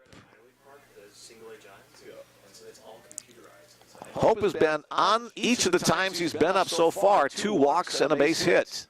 And he'll make that 4 out of 4 as he takes that one in the ribs on the hit by pitch. That won't feel good. It's much more involved than they let us to believe. Probably for next year, the way we're going. So the inning continues for the Mustangs. Third baseman, Eddie Brancato. He's been on twice with a fielder's choice and a single. Also has an RBI on a sacrifice fly. 1-0 the start. Coach Boovy running through some signs. His team up by 3 runs in this top of the 5th inning.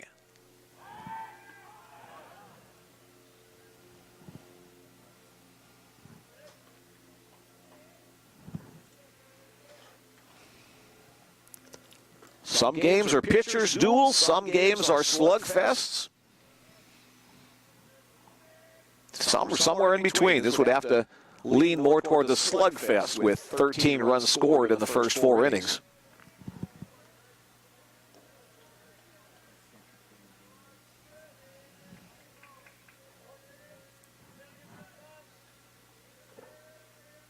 The set and the pitch. Down low, throw back on the right. Nice pick by Mathieu Sirois at first base. Keeping the runner planted there. That's Hunter Hope. Eifler wants a new baseball. Doesn't like that one.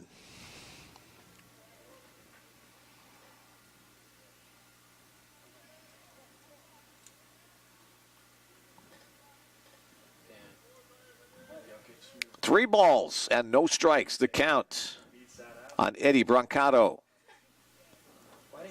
And a 4-pitch walk. So a hit by pitch followed by a walk will bring to the plate the 3-hole hitter, the catcher, Jason Willers.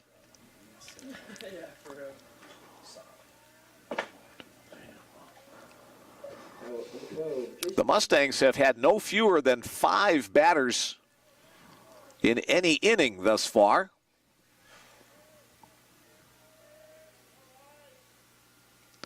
Overhand breaking ball into the zone for a called strike 1.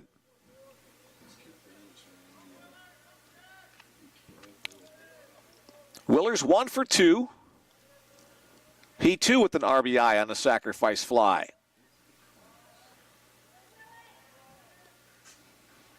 Fastball. Got on top of that one, now down 0-2.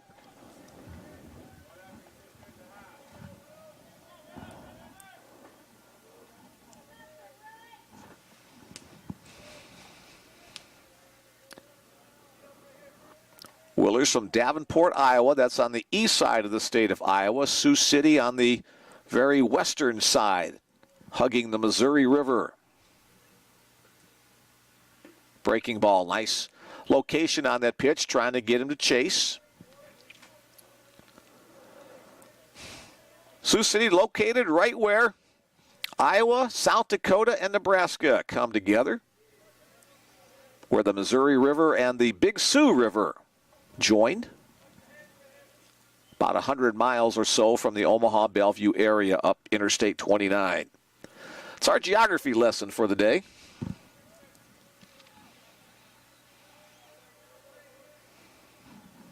One-two pitch upcoming. Blocked up by Grant. C.J. Townsend tried to sneak in behind the base runner Hunter Hope at second. Good job by Eifler waiting for him to get back into position before delivering home. You don't want to pitch while your shortstop is out of position, obviously.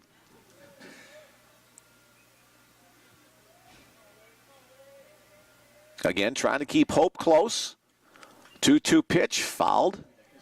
Count will stay the same.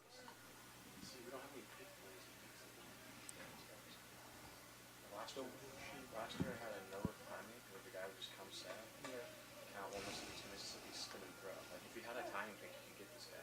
But we don't implement any of that. Like Drew should sneak in. Like CB should just let him go. He's getting a big ass.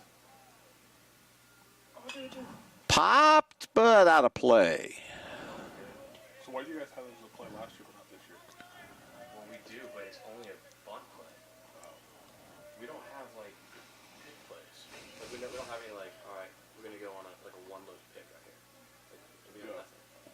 Any reason they don't want Wind blowing a little bit more now from left field to right field rather than just strictly straight away. Yeah, we need a pick play. Off the outside corner. Eifler wanted it. Half the Bellevue team was headed for the dugout, but they don't get the call. So the count goes full. Just missed the outside corner. So Jared will have to bowl back down to work. Willer's right up on that inside part of the batter's box, just off the inside edge of the plate. Runners will be on the move. There they go. The pitch line down the left field line, and it's just fair inside the chalk line. One runner will score. Second runner being waved. Townsend with the no relay on the play. A 2 RBI double by Jason Willers on a full count. The runners got that extra head start. Again, the Mustangs put up a 2 spot in the inning. 2-run innings in each of the first 5 innings of today's game. Now make that a 10-5 score. A big full count pitch hit by Jason Willers as courtesy runner Zach Hefty back into the game at second, and designated hitter Nick Grajeda at the plate. Grajeda a 3-for-3 day and a couple of runs batted in. First pitch swinging, strike one call.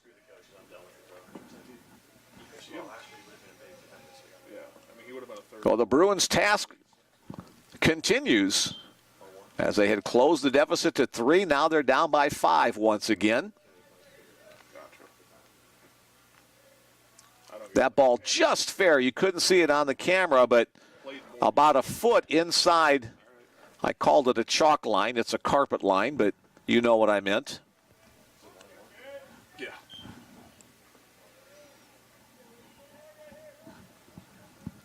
Grajeda, another California native from Sun Valley, California. Nice work again by the Bruin catcher, Grant. Good footwork and body control to keep that one in front. 2-1 the count with 2 outs in the inning. Runner on at second base is the courtesy runner, Zach Hefty.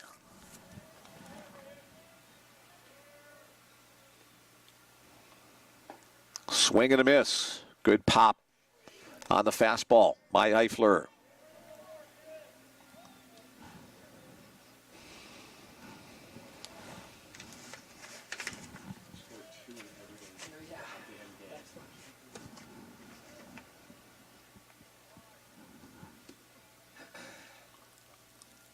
Breaking ball, chop foul at the first base side. First full inning of relief work for Jared Eifler. He came on and got 2/3 of an inning in the last in relief of Cade Sakamoto. Eifler, another one of the Canadian guys on the Bellevue squad from Calgary, Alberta. He started his college career at Shoreline Community College. Dwayne must be preparing for the day where we replace extra innings with a pickup hockey game. Fouled opposite field and out of play.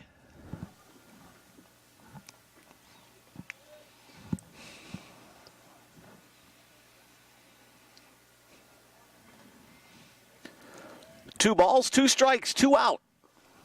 2 runs in. Whole bunch of 2s on the scoreboard for Morningside in each of the first 5 innings. Jared Eifler trying to work out of it in this inning. That one hits the batter after bouncing about 7 or 8 feet in front of home plate. Eifler just kind of lost a grip on that. So on the hit by pitch, Grajeda will head to first base. Dwayne Monlux will head to the pitcher's mound. And we may see another change for the Bruins here. And he will get the ball. And we will have a new body on the mound. So Jared Eifler works to 9 batters in an inning and a third. He is responsible for the couple of guys that are on here as we have another call to the bullpen for the Bellevue Bruins.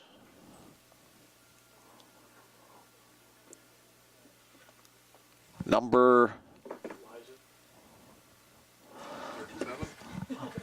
37 or 32. Take your pick.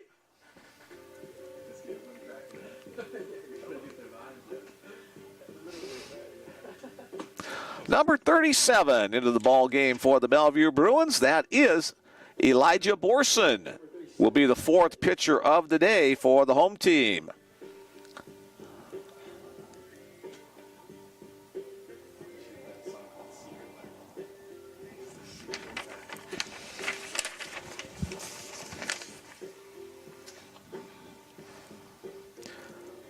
Elijah, the freshman right-hander, this will be his 4th appearance of the year. He's thrown a total of 3 innings, has allowed 1 hit, no runs, has walked 1 and struck out 6, a 0.00 earned run average for Elijah coming on for the Bruins in the top of the 5th inning. Parker McMahon started it. Cade Sakamoto came in second. Jared Eifler third. And now Elijah Borson, the 4th pitcher of the day for the Bellevue Bruins. Let's check some text messages here. James William, Tehran's father, watching the Bruins at the barbershop. Getting a haircut and watching some baseball. Multitasking. Glad you are with us.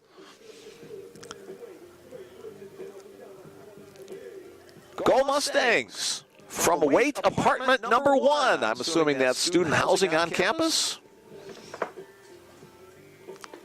I worked for Waite Radio for a short time. I'm assuming that's the same company. That was big up in Sioux City back 10 years or so ago, maybe longer. Glad you guys are with us in Sioux City and all across the country on the Bellevue Bruins Sports Network. At the plate for the Mustangs, shortstop Ryan Kilbasa.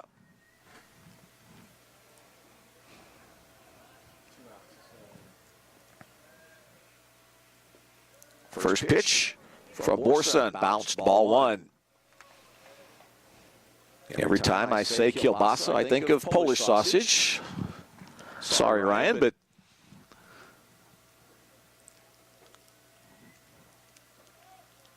the look, the runner back to second. The pitch, there's a called strike, 1-1.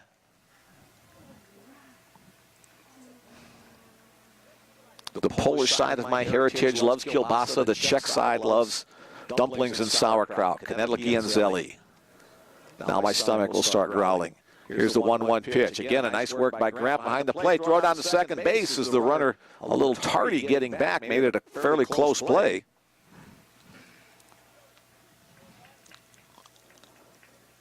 Two and 1 the count on the Mustangs shortstop. So does the umpire put balls A 1-for-3 day. Or right down the third base line, just foul. Count will even at 2-2. So again, we have a 2-ball, 2-strike, 2-count, 2-on situation for Morningside.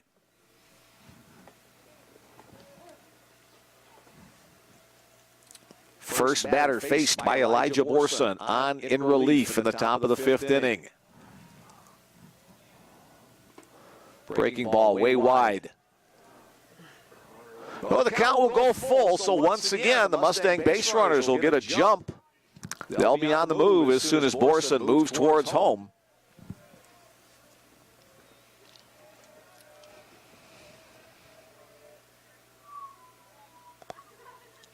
And just outside the dive of Drew Staley at second.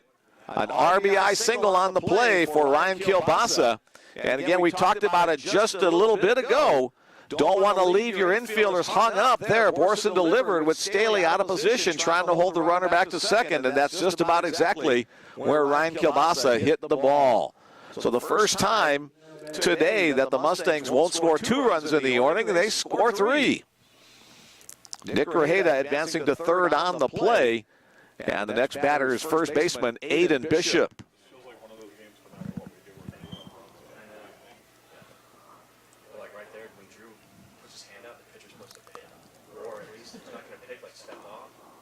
Outside on the first offering from Borson.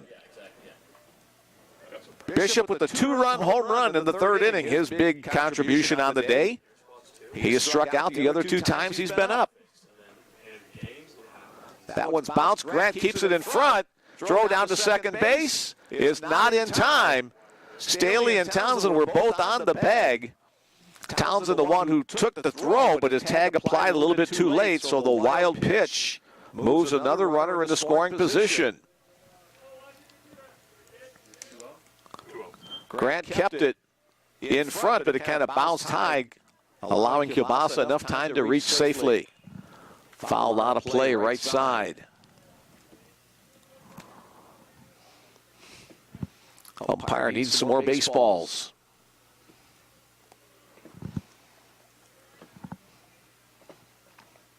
How I occupied my time on summer evenings down here at Brown Park. I grew up right across the street. I'd chase foul balls for teams playing, and sometimes my reward would be a nickel or a dime if I returned the foul balls, which back then would buy you a pop or a popcorn at the concession stand. No, I didn't grow up in the 1800s, but close. Here's the next pitch. Fastball again, foul ball, almost the same spot as the previous. There we go. Thank you, Yogi. Nickel ain't worth a dime anymore. Yogi, or otherwise known as Bill Mullins.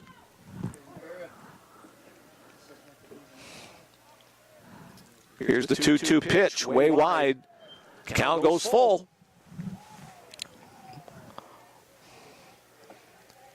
None of the Bellevue pitchers has thrown more than 2 innings in the game, but cumulatively the staff has thrown a whole bunch.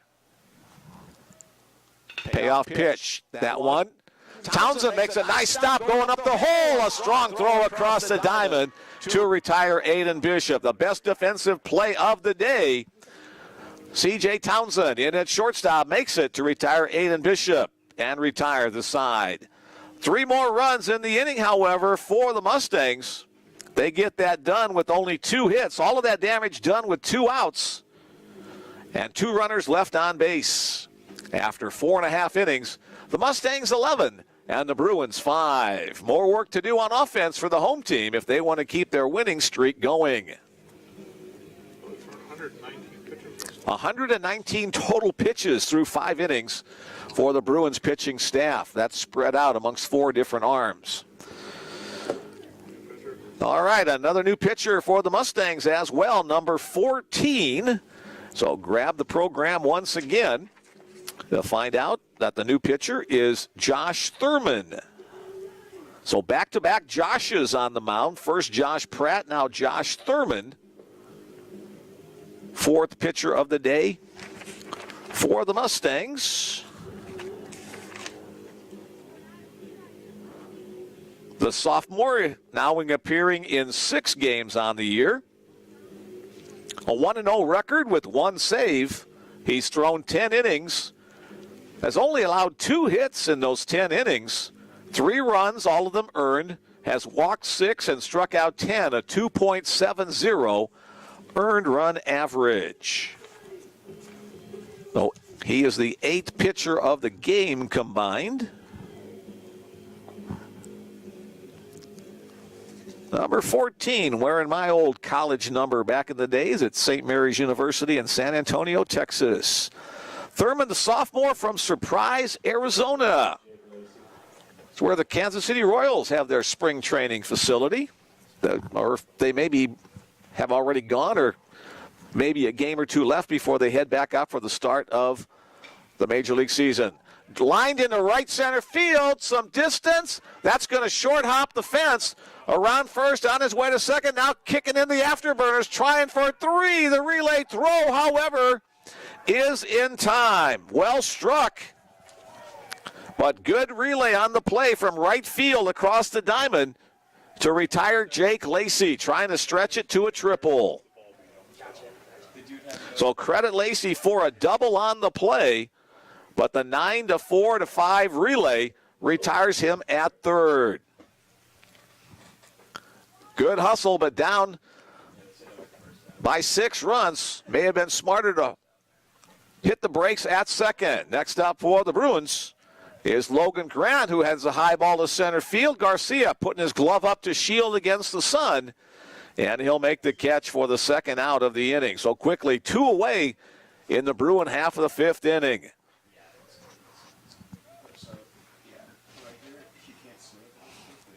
Lacey started it off with that hit off the fence in right center field. Another long fly ball. And now Anthony Lynn trying to keep the inning going for the Bruins. First pitch fastball off the outside edge on the offering from Josh Thurman.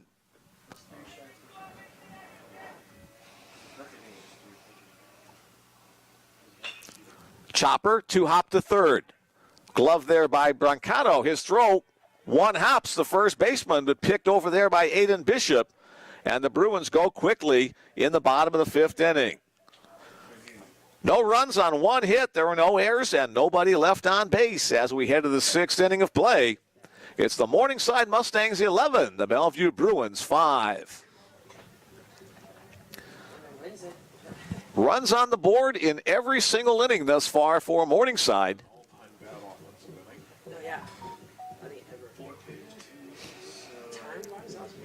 One more text in the queue. Go Bruins from Bill and Pam Townsend watching from rainy Oregon. Go Seegers. C.J. Townsend with that great defensive play to end the last inning for the Bruins and prevent another run on the board for Morningside.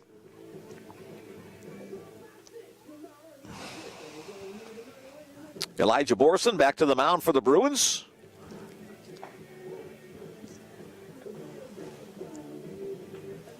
Came on for a third of an inning in the last inning. Try to hold down this very potent Morningside Mustang offense. Morningside coming into today's action hitting .333 on the season. Bellevue Bruins no slouches either.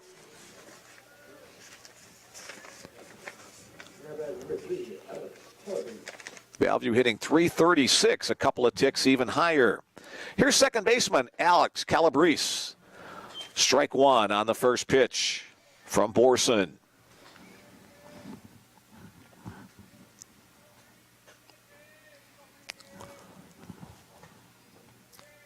Now 1-1 to count. Elijah, a Nebraska kid.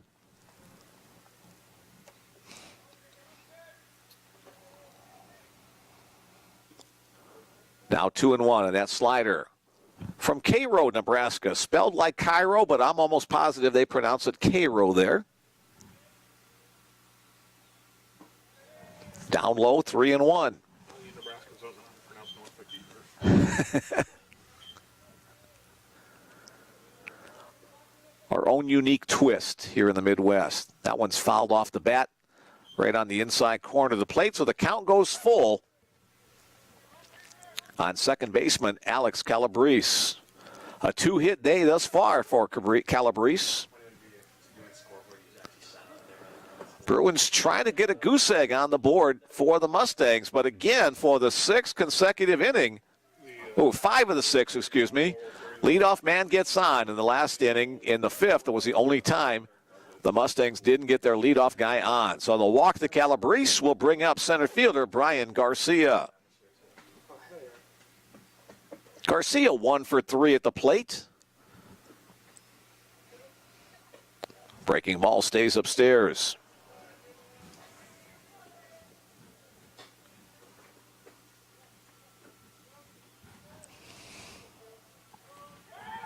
Throw over to first. The runner back in time.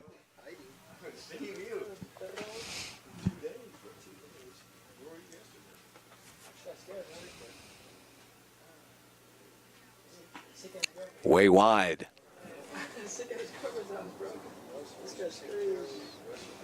Borson may be rushing just a little bit on his deliveries, as we have a flyover from an airplane heading over to Eppley Airfield. That's hit in the air to left center field. Kanta Kobayashi shielding with his cap, his gloves, and his sunglasses. He'll run it down for the first out of the inning. So one center fielder retires the other. And now 1 out, 1 on in the top of the 6th inning. 9-hole hitter matching the number 9 on his jersey. Right fielder Hunter Jenkins steps in.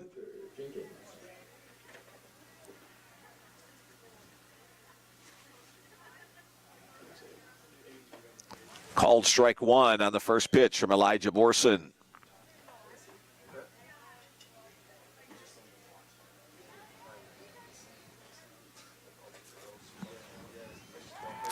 Throw to first, close play. Calabrese back. Jenkins, the only one of the starting 9 for Morningside without a hit today, but he did have an important sacrifice bunt his first time up. That helped lead to 2 runs. Strike called at the plate. 0-2 on Jenkins.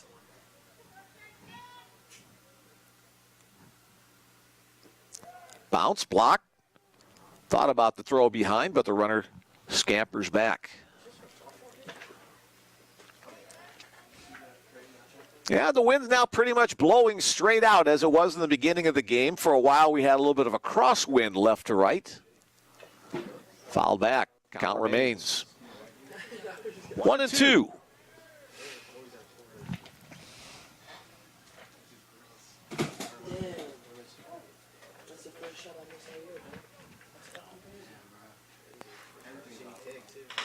Chopper in the hole for a base hit. First hit, now all 9 have the base hit for Morningside, as Hunter Jenkins adds his total 14 base hits on the day for the Mustangs. 2 on, no out, 1 out. And back to the top of the order for the 5th time up in 6 innings. Here's left fielder Hunter Hope.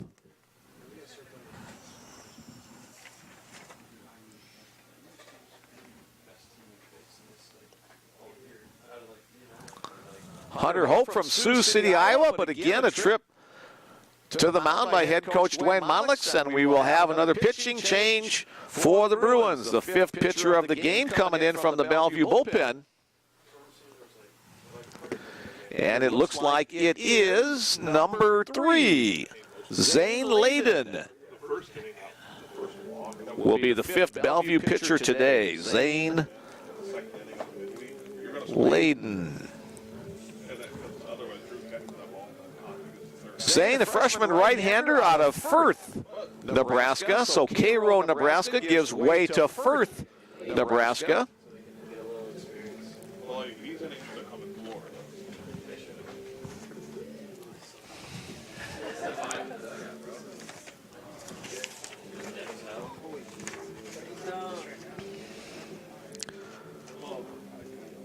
This is the 3rd appearance of the year for Zane. He's thrown a total of 3 2/3 innings. Has not allowed any runs, has not allowed any hits, has not walked anybody, and struck out 2. So another perfect 0.00 earned run average be it in limited work for right-hander Zane Layden.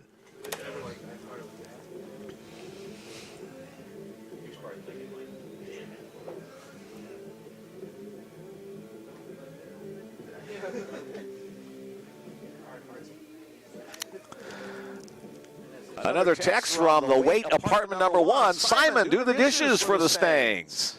All right.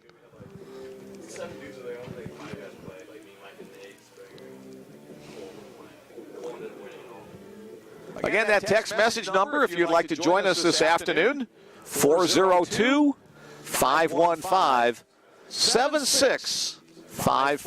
Mick Krupski doing the play-by-play. Bill Mullins next to me doing the live stats link, if you're following along with that as well, and providing his usual pithy comments about the game and the world in general. Like that, pithy? Zane Layden will be facing the top of the Mustangs order in this top of the 6th inning. Game started at 2 o'clock. It's almost 4 o'clock now, so 2 hours worth of baseball filled with 16 runs, 19 hits, and 1 error. Here we go, back to the action. First pitch coming from Zane Layden will be to Hunter Hope. Outside, ball 1. That one squirts away on the return throw. That's why you always have your middle fielders backing up the throws with runners at third, just in case that happens there.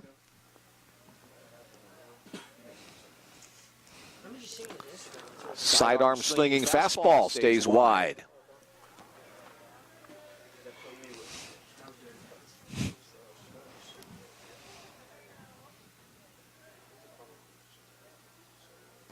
Layden looks in, gets the signal from Logan Grant.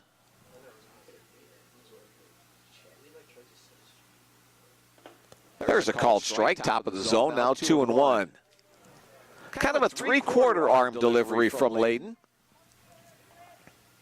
He'll vary that angle a little bit, at least that's what he's shown over the first 3 pitches to Hunter Hope.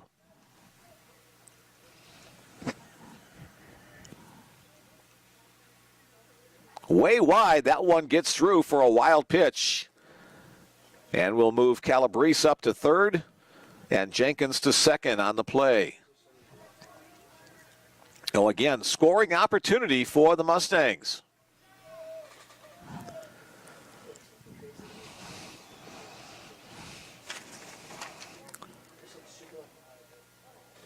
Coming off that doubleheader sweep yesterday in Sioux City against Doane. And that pitch is way wide, so the bases are loaded with the walk. And with just 1 out, the batter, third baseman Eddie Brancato. Number 6, Eddie. Doane rated number 19 in the current NAIA Coaches Top 25 poll. Bellevue rated number 9. Layden comes set. Breaking ball misses wide once again.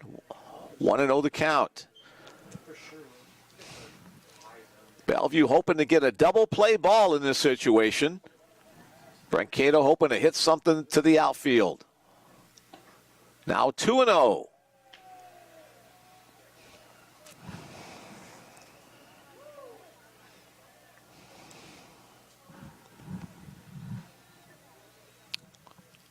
Nowhere to put the batter. Layden has to come into the zone. Line through, base hit into left field by Brancato. 1 run is in. The next runner will be held at third. As Jake Lacey got to the ball quickly. But once again, the Mustangs have scored in every inning of today's game. Calabrese comes in to score. Jenkins advances to third, Hope to second, and Eddie Brancato at first base. So still bases loaded, still 1 out. And catcher Jason Willers to the plate. He already has 3 runs batted in today on 2 doubles and a sacrifice fly. Nicely located breaking ball there from Zane Layden, called strike 1.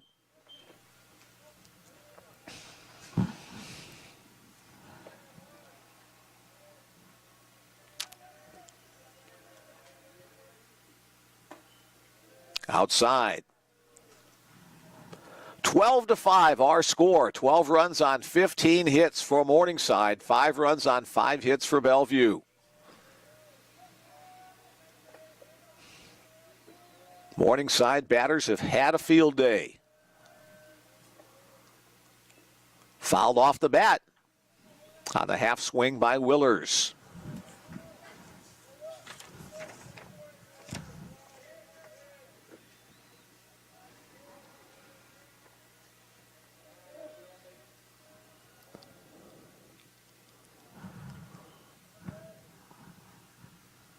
Lined. C.J. Townsend couldn't quite get up enough. Another run in on the board for Morningside. The throw into the home plate is cut off. So another RBI, his 4th of the game for Jason Willers on the single to left center field.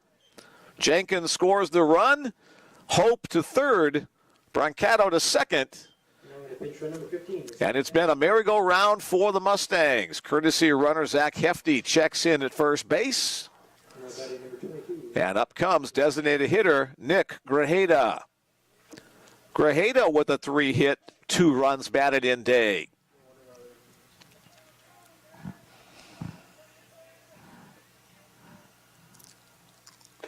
First pitch upstairs.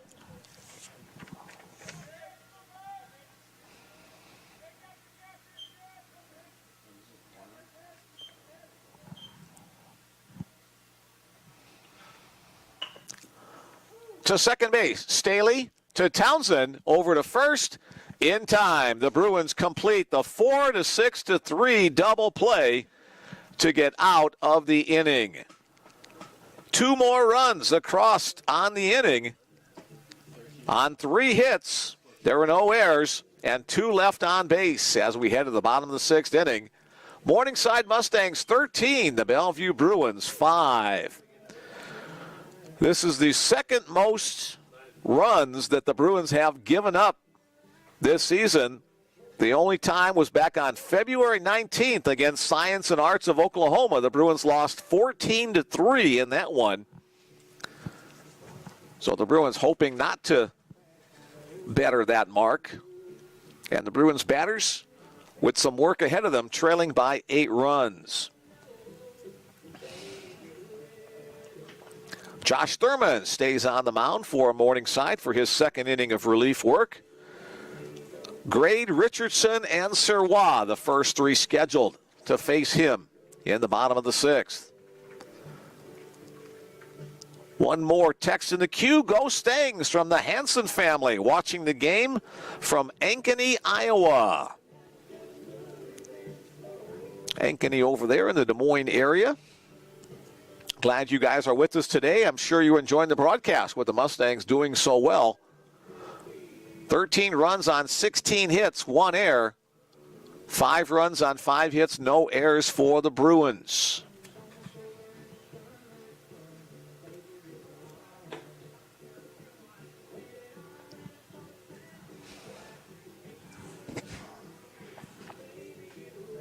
Game kind of a shock, to be quite honest. Bellevue won its last game against Valley City State by a score of 22-0. 21-0, excuse me. 21 runs on 22 hits. But now trailing here, 13-5. Let's start it off with third baseman Nick Grade. First pitch called, strike 1. That's baseball. What's the old Bull Durham saying? Sometimes you win, sometimes you lose, sometimes it rains. Fouled at the plate, 0-2. Bull Durham quote right there. Yeah, there we go. Bruins hoping for it. It wouldn't matter now if a thunderstorm came over. It's official game plus 5 innings, so. Low and away, 1-2. Good location on the pitch, good plate discipline, and let it go.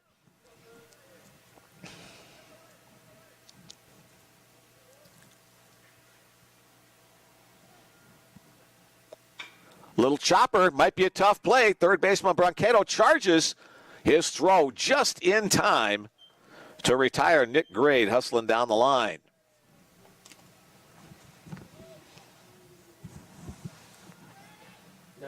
Stepping in for the Bruins, designated hitter Trad Richardson.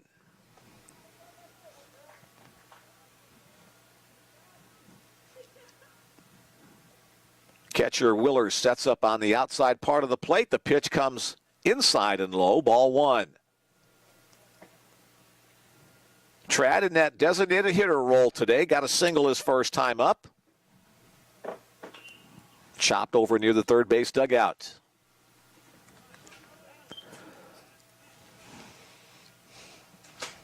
Second inning of relief work for Josh Thurman. Nobody throwing in the Morningside bullpen right now. Let's see how long Thurman will go.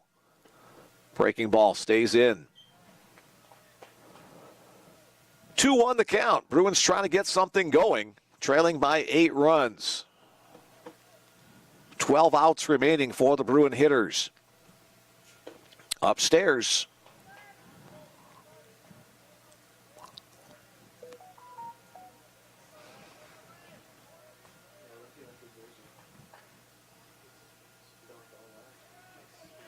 Trad awaits the pitch. Hit in the air to the left field side. Left fielder looking up into the deep blue sky. And will collect it for the first out of the inning. Out there making the play is Hunter Hope for the second out of the inning. Mathieu Sirois steps in, the Bellevue first baseman, 0 for 2 today.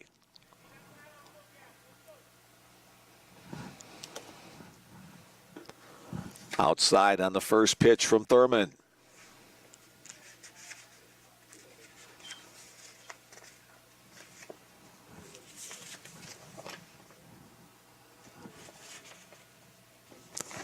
Deja vu, 2-0 the count.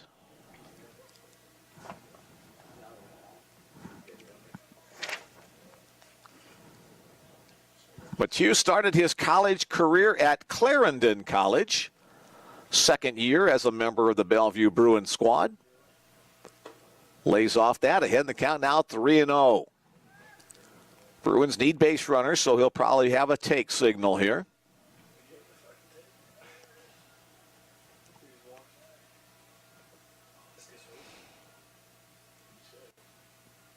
Taking all the way down the heart of the plate, now 3-1. Now he'll be green lighted.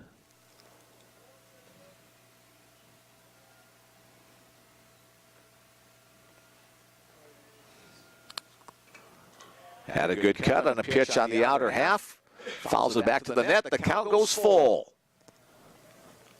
Nobody on, 2 men out in the bottom of the 6th inning.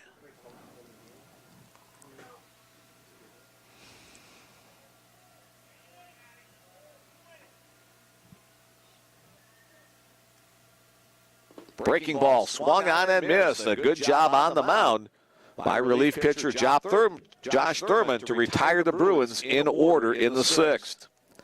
6 innings complete, 2/3 of the way through this one. Morningside Mustangs 13, Bellevue Bruins 5.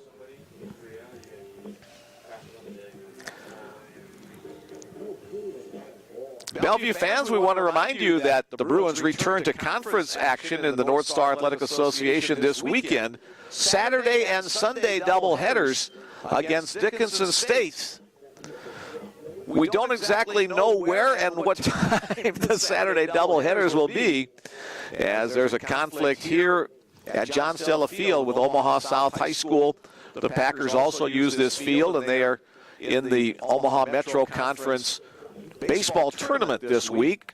So we may be playing at Bellevue West High School, or we may be playing here, and we're not exactly sure of the time. So be sure to follow along on the BU Bruins website for where and when the Saturday doubleheaders will take place. We do know for sure that the final, the second doubleheader of the weekend on April 2nd, will start at 12 noon Central Time right here at John Stella Field at Brown Park. Elijah Borson stays on the mound for more work for the Bruins. He'll be facing the middle part of the Mustangs lineup, 5, 6, 7. Starting off with the shortstop, Ryan Kielbasa.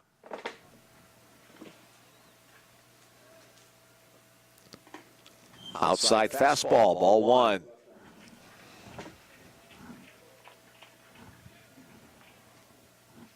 Excuse me, Zane Layden on the mound for the Bruins. Chop foul.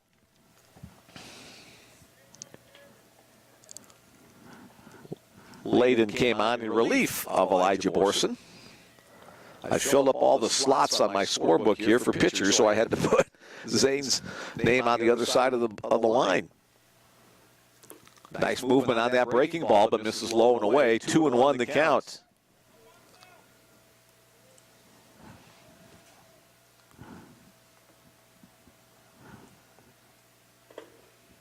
Called strike at the top of the zone, evens it up at 2-2. Zane played his high school ball at Firth Norris High School. That's a Class B baseball power in the state of Nebraska.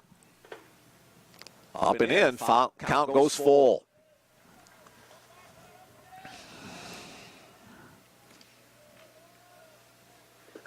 There has not been a 1-2-3 inning for Morningside in this game. To short, Townsend fields it. His throw across the diamond in time. One up, one down in the 7th inning.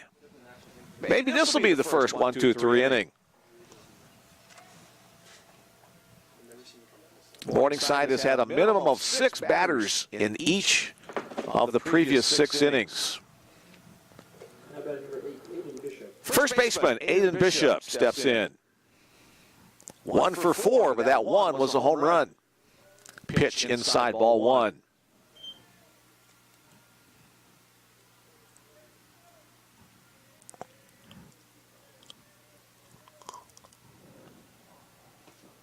On the outside corner. 1 ball, 1 strike, our count.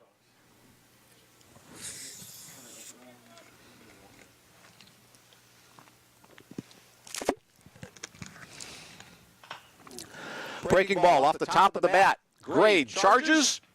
A strike across the diamond. So 2 outs on ground balls to the left side of the infield. Townsend and Grade taking care of business for the Bruins with their gloves and arms. And a chance for the first 1-2-3 inning of the game. Second baseman Alex Calabrese.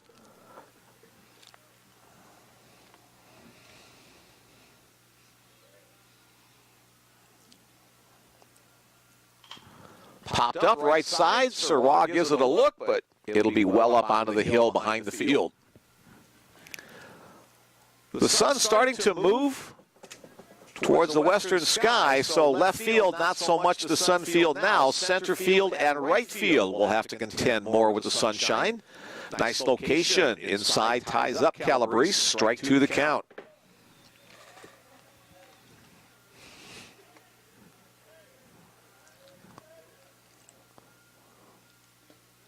Just misses the outside part of the plate at the knees. Logan Grant wanted the call. And Grant looks like he's broke the webbing of his catcher's mitt for the second time. We saw that happen this weekend as well in the series against Valley City. So the one he put in the dugout, I'm sure, is his well-worn favorite. Looks like this one's a lot newer as his backup glove comes into the game. 1 ball, 2 strikes to count on Calabrese.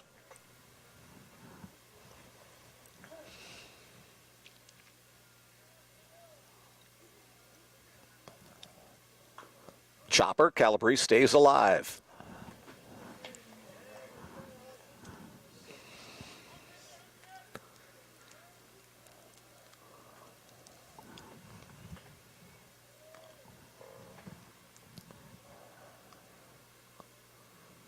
Oops. 2 balls, 2 strikes to count on the second sacker for the Morningside Mustangs.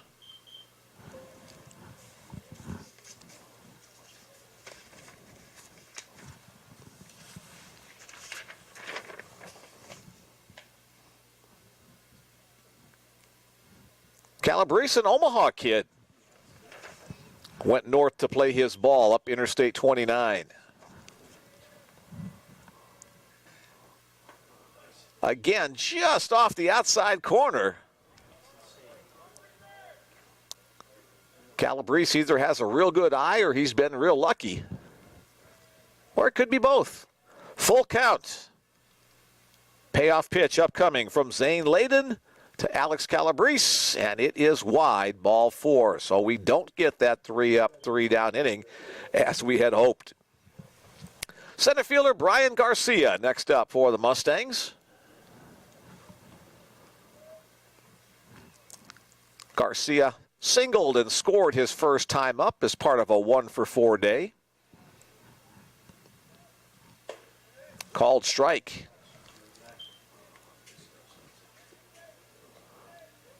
Garcia out of Burbank, California. So a sprinkling of Californians on the Mustang roster. Runner goes, and goes right through the wickets of Logan Grant. So credit Alex Calabrese with the stolen base as the Mustangs, up by 8 runs, continue to put pressure.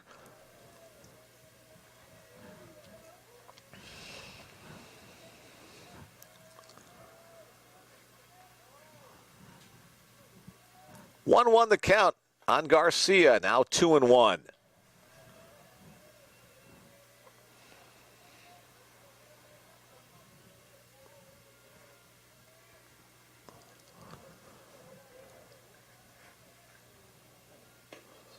Now 3-1 as it's outside once again. This is the 16th time these two schools have met on the baseball field. Bellevue winning 10, Morningside winning 5.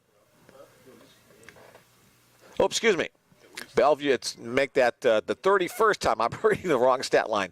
Bellevue leads the all-time series 24-7. Fouled out of play. Thanks again to Bill Mullins for that bit of information. The last time they met, Bellevue won 10-5. That's what I was looking at originally. That was back on April 12th, 2022.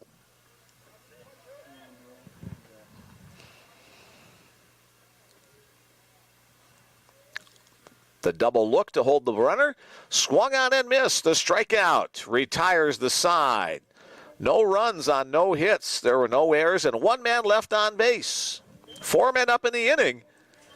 That's the fewest that the Mustangs have sent up in today's game as we head to the bottom of the 7th inning. Our score remains Morningside 13, Bellevue 5.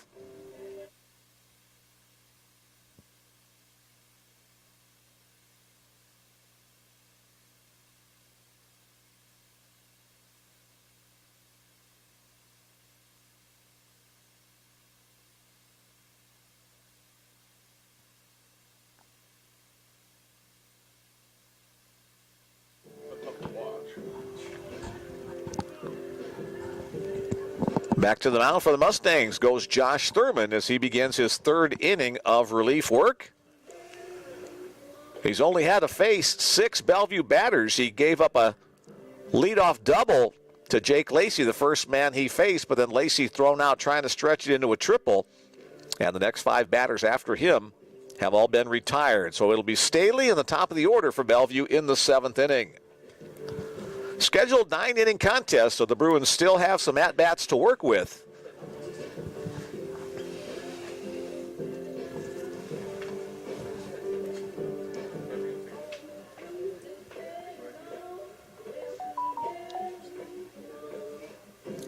The Broncados say hello from the future home of the Chicago Bears, Arlington Heights, Illinois. Hey, I have a cousin that attended St. Mary's. Go Stangs. Yeah, St. Mary's University, San Antonio, Texas. It was an NAIA school like Morningside and Bellevue back in the day. It's Division II of the NCAA now. They think they're big time, so glad you guys are watching, and they say go Stangs.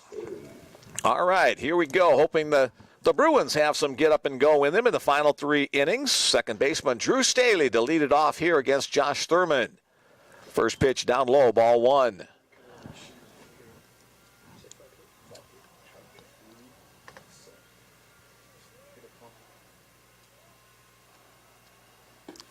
Way wide, 2-0. Both pitching staffs throwing a lot of pitches today.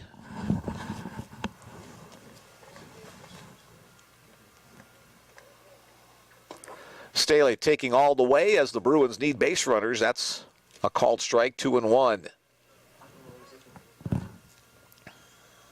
102 by Morningside. Breaking ball in the zone, evens the count, 2-2. 169 for Bellevue. 169 for Bellevue and 103 for Morningside. Drew Staley turns that one around into left field. Came in up in the zone. Drew kept his hands back and drove it out to left field. Drew's been up 3 times today, and he's been on 3 times. 2 hits and a hit by pitch. Back to the top of the order. Center fielder Kanta Kobayashi. NAIA All-American last year, a preseason All-American this year.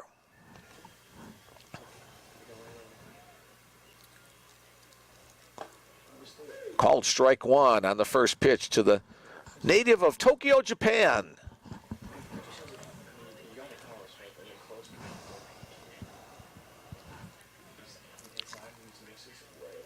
Kanta started his college career at Gonzaga University.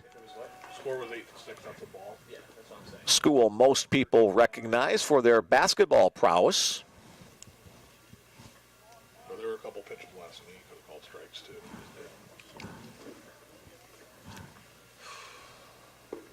Down low.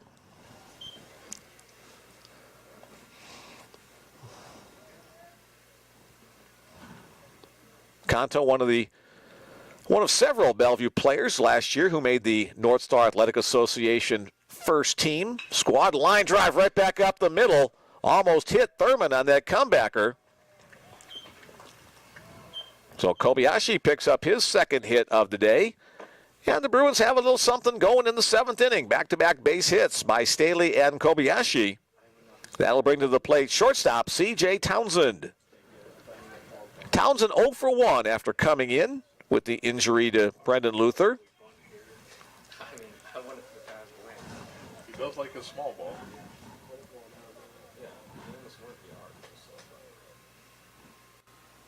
Awaits the pitch from Josh Thurman.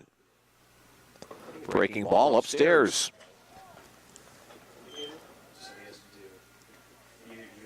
CJ, officially a sophomore from Eugene, Oregon, started his career at Treasure Valley Community College. Foul back to the net, right on that one, just underneath the bit. Any idea where Treasure Valley Community College is? What's up? Treasure Valley Community College? Not speak.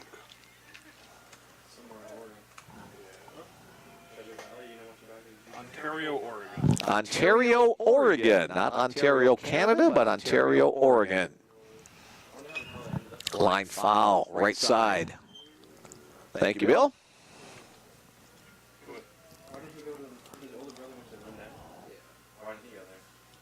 Isn't like that like one of the top 2 players in the NFL? Maybe he wasn't good enough. Wonder what kind of treasure they have in Treasure Valley. As my mind wanders a bit.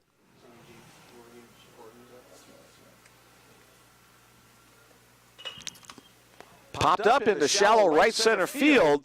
3 players converge, and none of them will get there. A good read by the Bellevue base runners to see it was going to drop. And C.J. Townsend picks up the base hit to load the bases. The Bruins were able to put up 2 runs in the 3rd, 3 runs in the 4th. An opportunity to put up more in the 7th. The batter, left fielder Jake Lacey. The valley was settled as a supply area for gold and silver mining communities in nearby cities. Treasure Valley, a supply center for nearby gold and silver miners. Morningside will play their infield pretty much at regular depth as the first pitch to Lacey bends in for a called strike 1. Jake with that strong double to right center field his last time up, 1 for 3.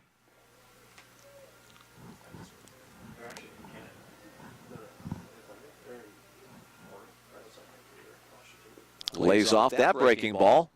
Nice work behind the plate by Jason Willers to keep it in front. Bellevue fans know it. There's not a lot of room behind the home plate to the backstop here, so it's sometimes difficult to score on a wild pitch or a pass ball.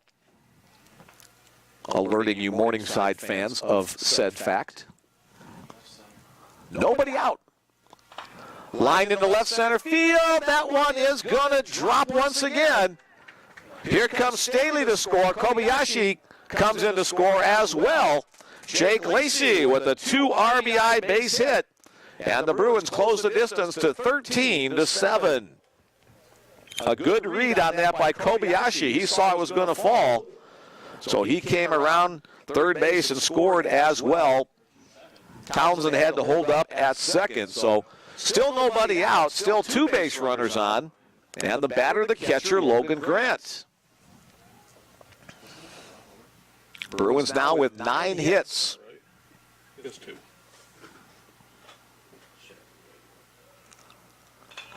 Big swing, but fouled out of play.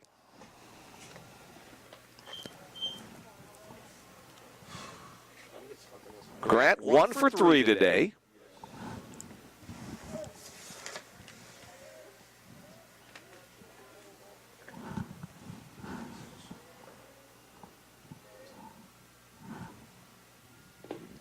Swings and misses. May have been a changeup as Grant went over the top of that.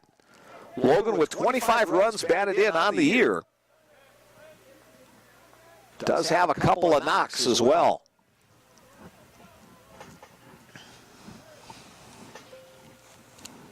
Josh Thurman comes set. Looks the runner back at second. That's Townsend trying to get a lead. Pitch up and away. You can see on your screens that the shadows are just now starting to inch closer to the home plate and third base line at John Stella Field.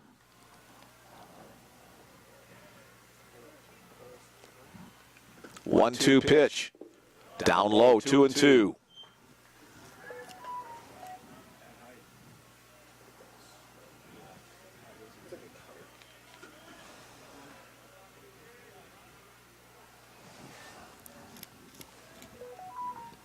Thurman taking quite a bit of time between his pitches.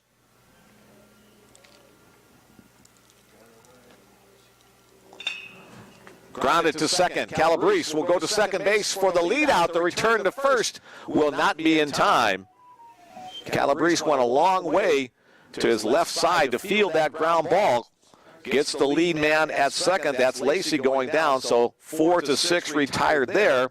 On the plate, Townsend advancing to third. Grant on at first on the fielder's choice, and then he'll be replaced by courtesy runner Takumi Mayeno.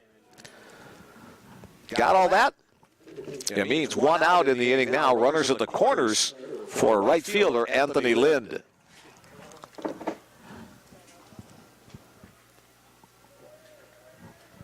Lind also has 25 runs batted in on the year.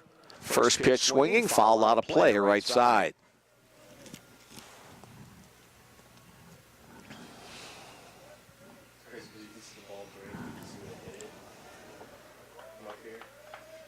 And Lind also with 2 home runs. Very similar stat line to Logan Grant.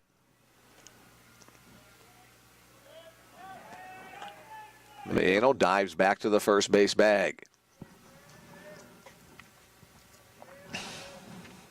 College baseball still using the 15 by 15 inch bases. Major League Baseball going to 18 by 18. Little chopper, foul.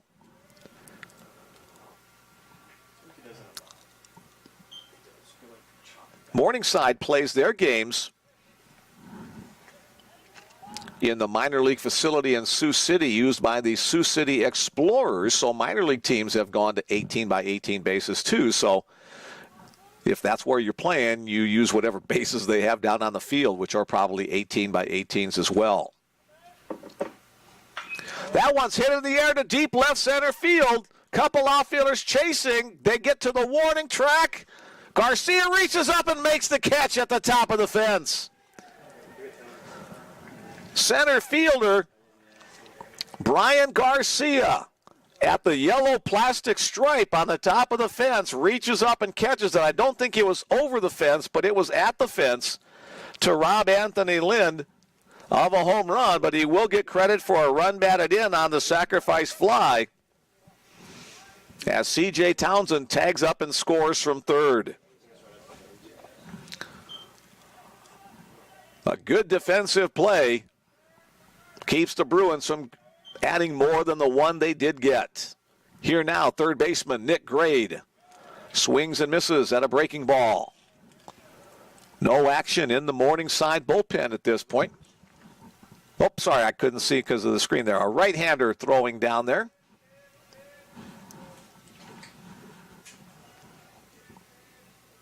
Mayeno gets the lead at first. Throw over that way. He's back on the dive.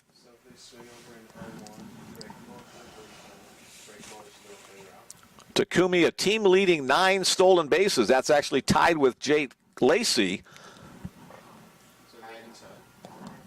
But down by 5, will the Bruins risk it? Swing and a miss. Gray down 0-2.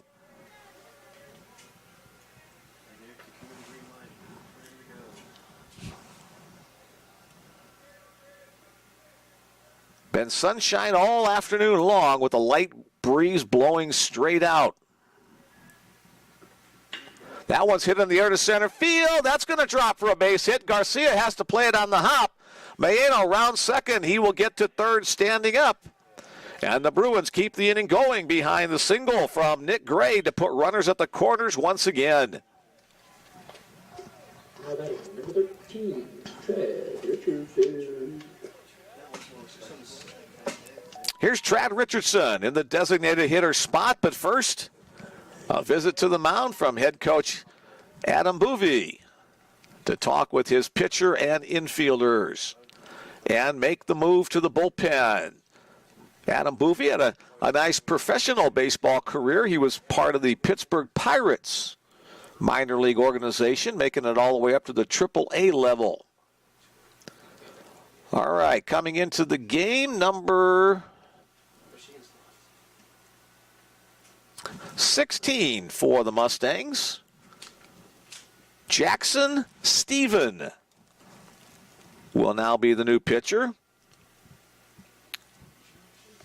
Jackson Stephen. Or it could be Steven Jackson if it's a misprint. We never know. We do know. We'll go with Jackson Stephen coming on in relief here for the Mustangs. Replacing Josh Thurman. The 2 men on are Thurman's responsibility, but he goes 2 2/3 innings of work for the Mustangs.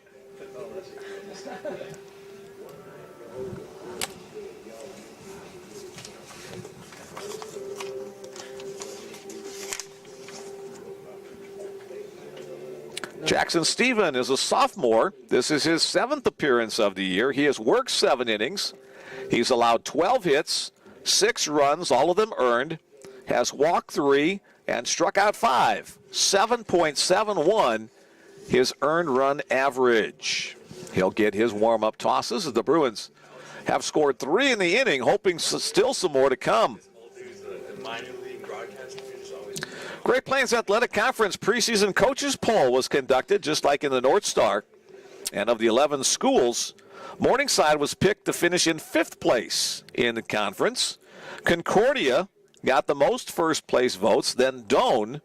Mount Marty was in 3rd, tied with Jamestown for that spot.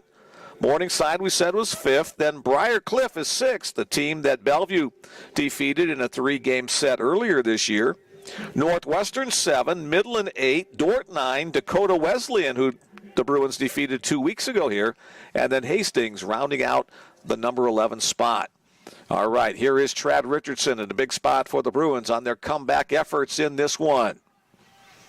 Runners at the corners, 2 away. Richardson delivers the single to left center field. Trotting home comes Takumi Mayeno. First pitch swinging. Trad Richardson delivers the RBI single for the Bruins. So 4 runs in the inning. Grade at second, Richardson at first. 13-8 our score as Mathieu Sirois steps up, the 9th batter of the inning for the Bruins. 13-9, excuse me. Breaking ball clips the outside corner on the pitch from Steven. Sirois settles in on the right-hander's batter's box.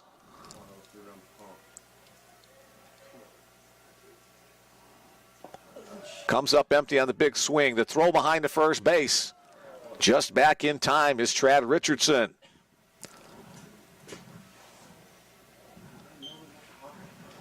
Oh, 0-2 the count.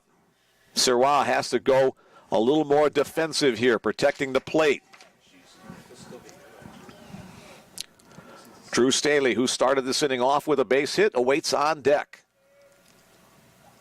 Breaking ball off the outside corner, 1-2.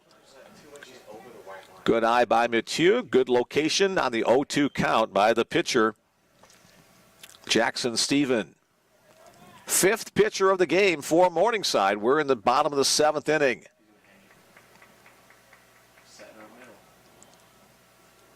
Spins another breaking ball. This one even further off. 2-2.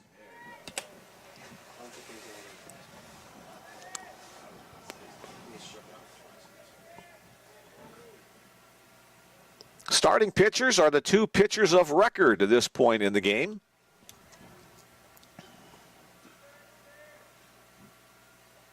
Bounce to the plate, 3-2. Good read at second base by Nick Grade. He will advance to third on the wild pitch. Richardson did not pick it up quite as quickly. He remains at first, but he'll be off with the pitch on the 2-out, 3-2 count.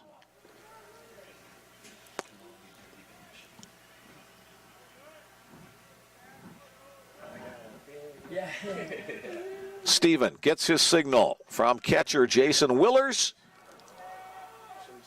Richardson on the move, and Mathieu Sirois takes it inside for ball 4. So the bases loaded once again for the Bruins with 2 out.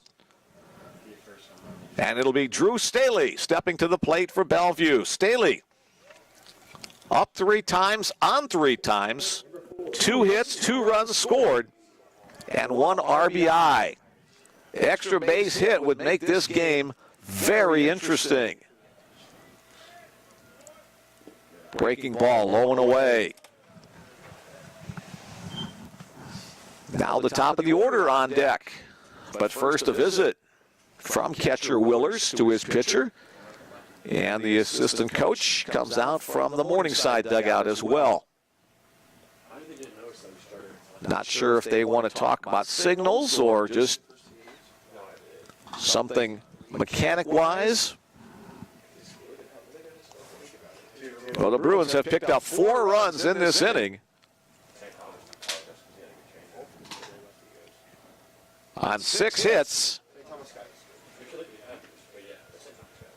a walk and a sacrifice fly. 2 RBIs for Lacey in the inning. Anthony Lind a singleton. Trad Richardson a singleton as well.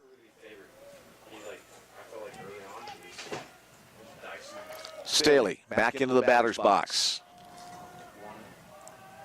Steven comes set at the letters. Breaking ball gets away from the catcher. Here comes the runner in from third. Another good read by Nick Grade on the wild pitch. He will score as that squirted away from Willers. The 2 trailing runners advance as well. Richardson now at third, Sirois at second. Make it 13-10.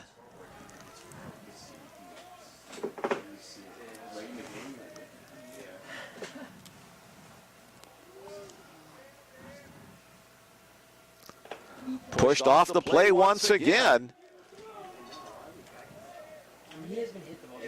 So Staley, 3-0 count. He'll be taking all the way here.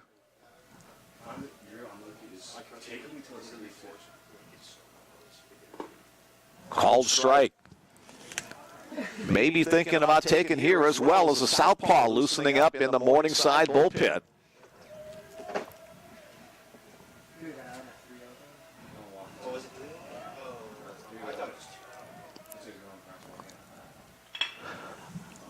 Into the hole. Field over there at short. Throw across the diamond is dropped at first base. The one hop.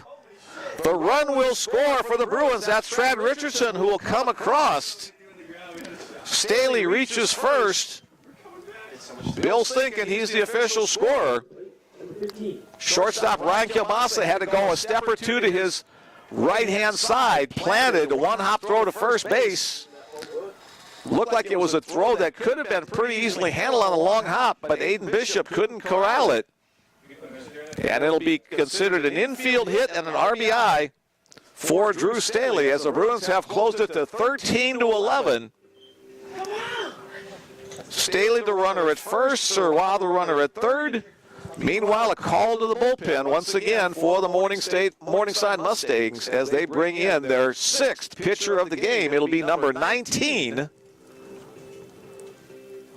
Logan Warkentin.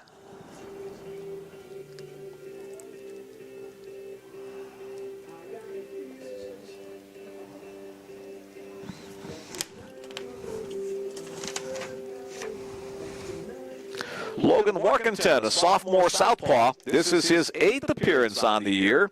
He's thrown 8 in the 3rd innings, has given up 8 hits, 5 runs, all of them earned, has walked 4, struck out 10, a 5.40 earned run average. Oh, things have gotten a whole lot more interesting here with a 6-run spot in the bottom of the 7th inning for the Bruins. And still runners at the corners for Kanta Kobayashi. There'll be a lefty-lefty matchup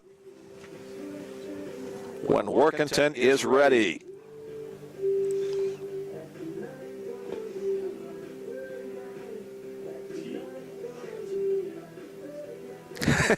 From Bill and Pam Townsend watching up in reigning Oregon, Ontario, Oregon is famous for their potatoes. They're the home of the tater tots. The Ore-Ida Potato Factory, too, is in Ontario. Fun facts. Thank you to the Townsend family for a little bit of Oregon color on the play.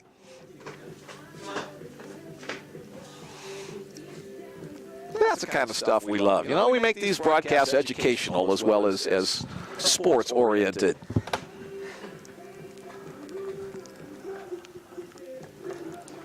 Bruins now with a dozen hits on the day, 16 from Morningside. Add them up, that's 28 hits on the day.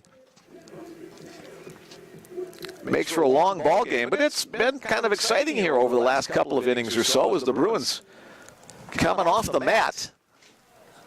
They were down by 8 runs. Now have closed it to 2. Here's the first pitch. Kanta Kobayashi takes it for a called strike 1. Kanta, a 2-hit day, has scored 2 runs and driven in 1. Left field, shallow left field, shortstop going out, left fielder coming in. It'll be the left fielder who will call off his teammate and make the play. That's Hunter Hope, coming a long way to make the catch to retire the side.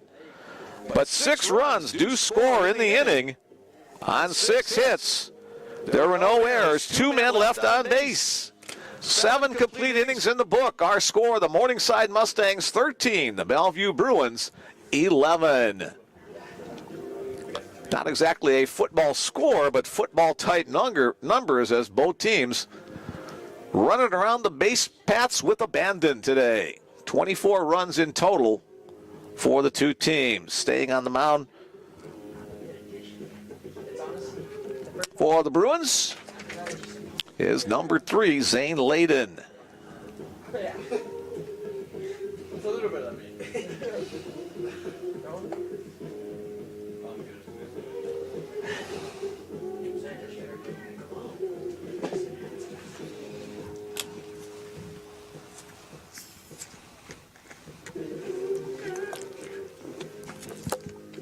Another quick sip of Dr. Pepper.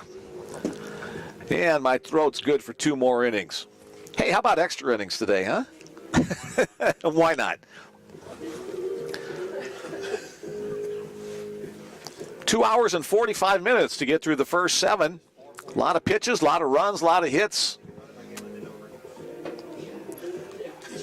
As we get ready for the top of the 8th inning. The Morningside Mustangs will have the 9-1-2 part of their order coming up against Bellevue reliever Zane Layden. 5 pitchers for the Bruins, 6 pitchers for the Mustangs. Both these teams coming off of 4-game sets over the weekend. Saturday, Monday for the Mustangs, Friday, Saturday for the Bruins. So the pitching staff's going deep. First pitch to Hunter Jenkins, ball 1. Off the outside edge, now 2-0 the count.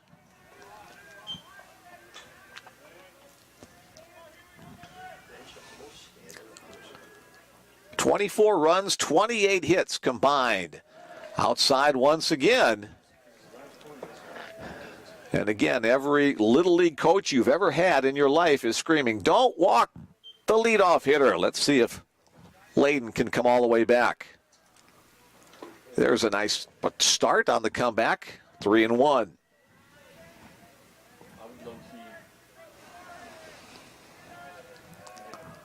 Second inning of relief work for Layden. There's a called strike 2 as Hunter Jenkins. Oh, I thought he put his arm up. Oh, and he's just saying up. All right, so Hunter Jenkins will draw that leadoff walk. And that will bring Dwayne Mundlux out of the dugout once again. He's wearing out the field turf between the first base dugout and the mound. And that will be the end of the line for Zane Layden as another call to the bullpen for the Bruins. And it looks like it'll be, Teron Williams will come on in for the home team.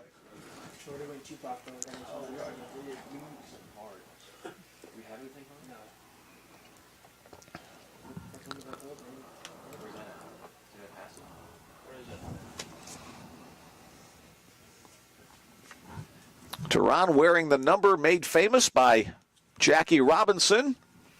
Number 42, the number retired by Major League Baseball in his honor. The right-hander will get his relief work. And we'll tell you a little bit more about the season's work for Teron. This is now his 8th appearance, all of them in relief. 9 2/3 innings his total. He's allowed 5 hits in those 9 innings, allowed 3 runs, 2 of them earned, 4 walks against 14 strikeouts, a 1.86 earned run average. He had a 0.00 earned run average until giving up a 2-run home run in his last outing against Valley City State. But still a very good 1.86 earned run average. Native of Missouri. On for the Bruins. What's that one song you guys have last year? Belton, Missouri to be exact. Teron started his college career at Highland Community College, now a Bellevue Bruins in his first year. So Morningside trying to keep the pressure on the Bruins. Their lead cut from 8 runs down to 2. Top of the order. Here's left fielder Hunter Hope. Hope has done a great job as the leadoff guy. He's been up 5 times and on all 5 times. 3 walks, a hit by pitch, and a single.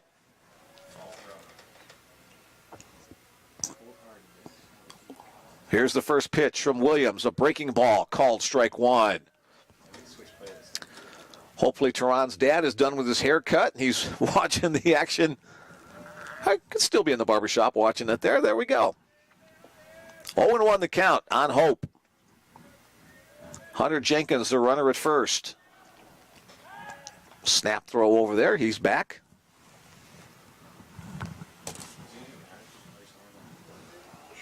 Yeah. He told me last time, he's like, don't stick to it. Stick to it. Dude, there's only so many games. That's what I'm saying. Play. I don't even know which play. Thank you. Medium-sized lead at first. Doesn't matter if I go off some other BP plays. Yeah. Another breaking ball. This one way wide. 1-1 the count.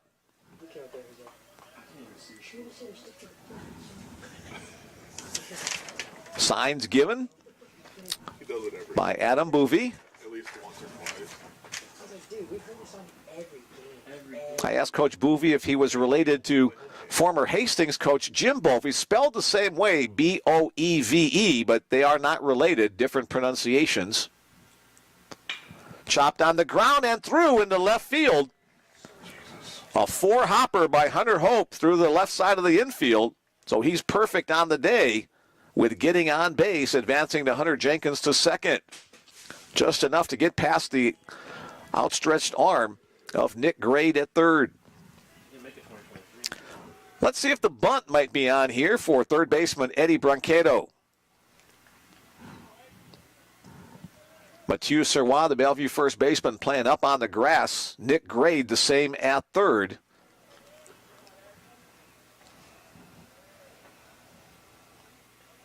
Bellevue's expecting it.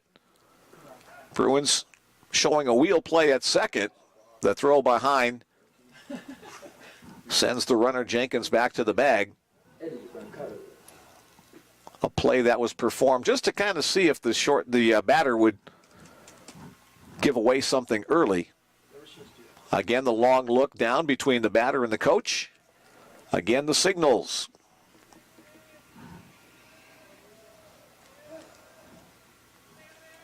Up by 2 runs. Mustangs trying to get an even larger lead. Shows bunt, takes it low, throw behind the second base. It gets past Townsend out into center field, but Kanta Kobayashi backing up on the play. Logan Grant a little wild with that throw, but no harm on the play as both runners stay put. 2 balls, 1 strike the count on Brancato.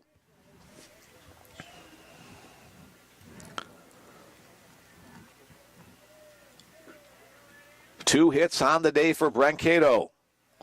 2 runs batted in as well. Shows bunt again, pulls it back again.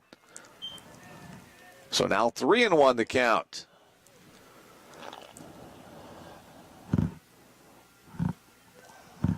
Dwayne Monlick's outside the Bellevue dugout trying to direct traffic. Pitching coach Sean Malley signaling in what pitch he wants to be called. As Brancato and the umpire having a conversation, trying to get square away on the correct count. Now they say 2-0 is the count, so the scoreboard was not correct. So 2-0 the count, both bunt attempts that Brancato pulled back on. So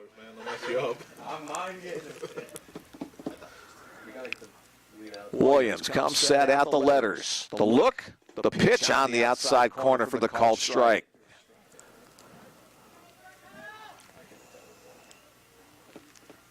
Again, a whole series of signs flashed in from the coaching box. The batter back in. Williams on the rubber from the stretch.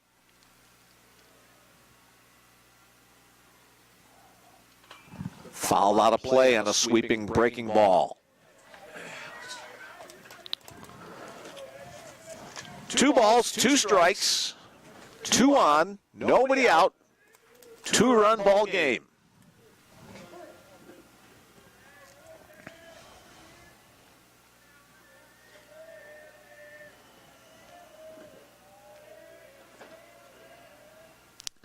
Foul out of play once again. Brancato just enough to get a little piece of the ball to stay alive. These Mustangs knocking off number 19 rated Doane yesterday in doubleheader action, trying to do a victory over the number 9 rated Bruins today. The set, the look again, and the pitch. Bounce to the plate. Williams began that delivery home while he was still looking at second base. May have taken his vision slightly offline. So now we've got a full count. I think they only brought like 25, 26, but still, that's pretty good for one of those small buses. Payoff pitch upcoming from Teron Williams to Eddie Brancato. Chopper off the front foot. Foul ball was called. Bruins coach Dwayne Monlick didn't hear the foul called, thinking it was in play.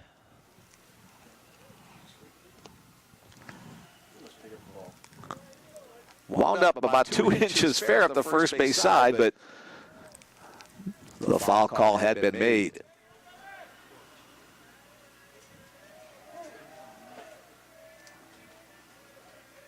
We'll do it again. Payoff time on this delivery. Runners go. Nobody out, so kind of a surprising move there, getting the runners in motion, but you know Williams is probably going to be around the plate. You know Brancado's a good bat man. So taking a risk, a line drive at somebody could turn into a triple play, but it could also keep you out of a double play, something hit on the ground at a fielder. Here we go again on the 3-2. Townsend trying to keep the runner at second close, line hard, but foul up the left field side.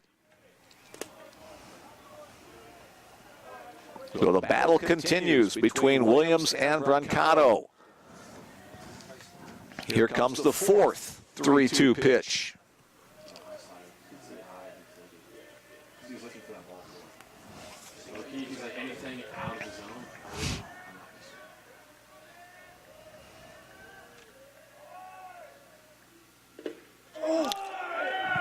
Oh, everybody on the Bellevue side wanted the strike call on that pitch, but they don't get it. The home plate umpire says outside, and it'll be a 3-2 walk to load the bases. One of those 50-50 pitches could have gone either way. And the bases are loaded. Still nobody out for catcher Jason Willers. Willers already has 4 runs batted in on the day for Morningside. Bellevue playing at regular depth on the infield. Looking for a strikeout here if they can get it. First pitch to Willers, fouled back to the net. Ideal situation for Bellevue, a strikeout here, the double play on the next batter. Let's see what happens. Morningside obviously wanting to stay out of that scenario and add more to their current 13-run total. Here's the 0-1 pitch. Another breaking ball, this time the outside corner, called for strike 2.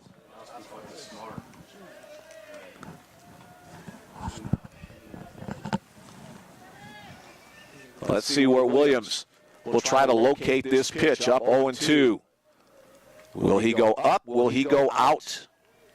Grant behind the plate, readies. Breaking ball swung on and missed. The strikeout is the first out of the inning on that nice breaking ball from Teron Williams. His first strikeout. Next up, designated hitter Nick Grajeda.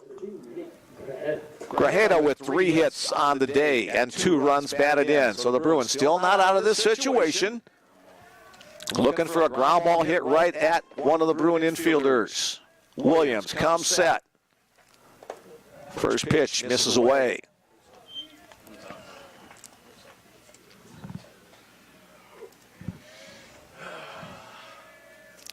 The sun continuing its path across the field. Now right field, pretty much the only sun field.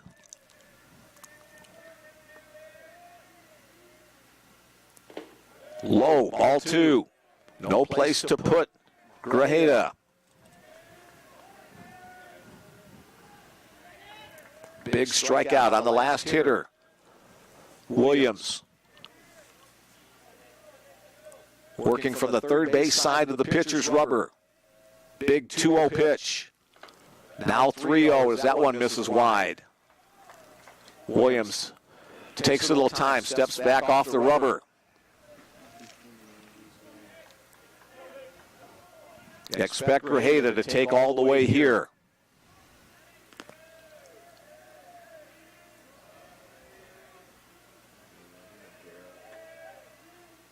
Called strike, outer half. Good start on the comeback trail for Teron.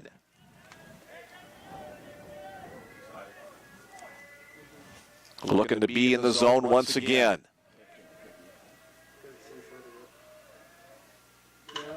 Line to left field. Lacey out there will make the catch. Base runner at third will tag and score. Nick Grajeda goes opposite field for the sacrifice fly and RBI as Hunter Jenkins scores the 14th run of the game for the Bruins. The other 2 base runners have to hold. So if Bellevue can get out of this with just one run scored, it would be a moral victory. But shortstop Ryan Kilbasa stepping in, trying to extend the inning for Morningside. Kilbasa with 2 hits and 2 runs batted in today. Williams breaking ball. Pop foul out of play.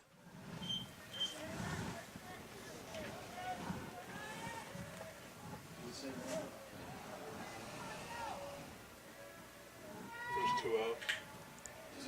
Yeah, strikeout and the fly ball. Williams again looks the lead runner. Popped up on the infield. Who's going to take charge? C.J. Townsend at shortstop comes in and makes the catch to retire the side. It could have been a whole lot worse for the Bruins as the Morningside Mustangs pick up 1 run on 1 hit. There were no errors and 2 men left on base as we head to the bottom of the 8th inning. It's the Morningside Mustangs 14, the Bellevue Bruins 11. So 2 touchdowns and the extra points for Morningside, a touchdown, a 2-point conversion, and a field goal for the home team Bruins.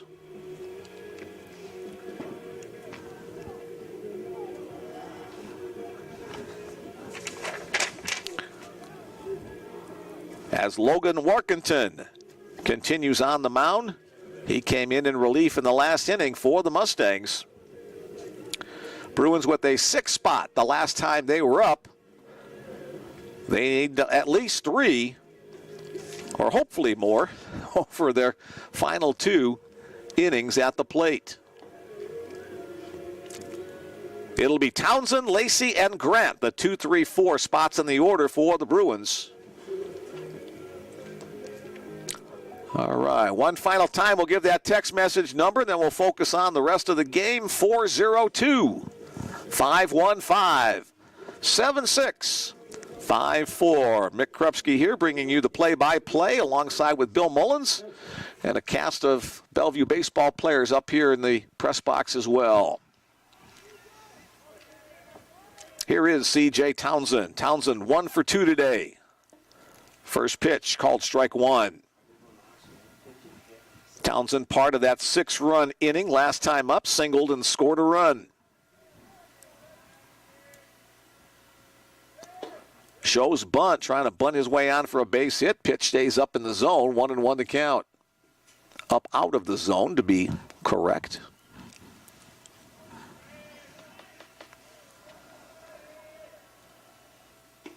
Outside, 2-1.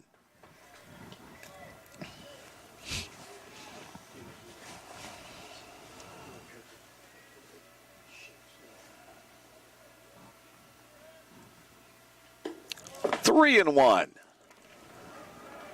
Here's where Townsend can be very selective. Pitch he likes to hit or wait for a better one the next time around. 52 degrees. High temperature of the day right now. There's a called strike. Looked like CJ was taken all the way. Now a full count. Trying to be the leadoff guy here in the bottom of the 8th inning for the Bruins. Bellevue battered around its last time up. Townsend will be called out. That one fooled him a little bit. And the strikeout is the first out of the inning.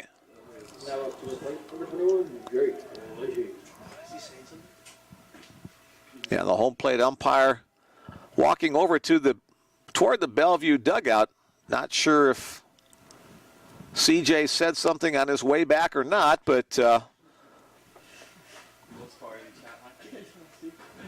and now he's going to have the discussion with Dwayne Monlix. Coach Monlix wants to know what happened.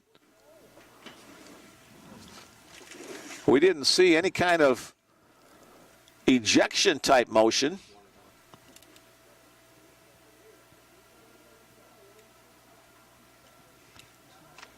And now that conversation has concluded, and we're back to the action at home plate.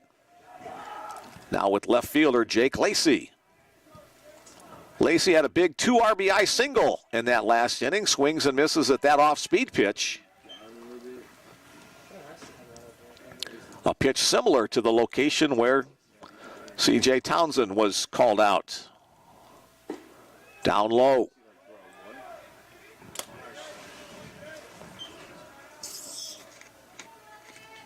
can be bad, but at least be consistent.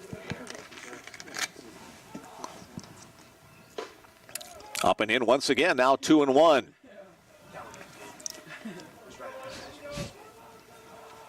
Very little complaints about the strike zone for most of the game. This last inning or so, there's been a couple of contested calls. Line hard, but right at the shortstop. Kielbasa grabs it. His throw is on the money. 6-3 on the play. Handled by the shortstop, Ryan Kielbasa. So the Bruins with 2 out, nobody on. Here's the catcher, Logan Grant. Grant 1 for 4 today. His courtesy runner, Takuni Mayeno, scored as part of that 6 runs. Ahead in the count, 1-0. Takumi stretching out on the other side of the Bruin dugout in case Logan keeps the inning going. Called strike, 1-1. Looks like the Bruin batter's taking a strike, trying to find a way on board.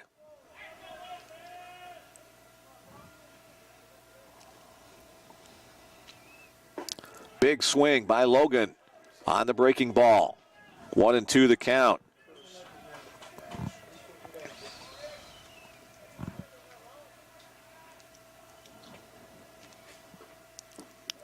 Low and away. 21 wins on the year for the Bruins, 17 wins on the year for the Mustangs. Outside once again, we've got a full count on Logan Grant.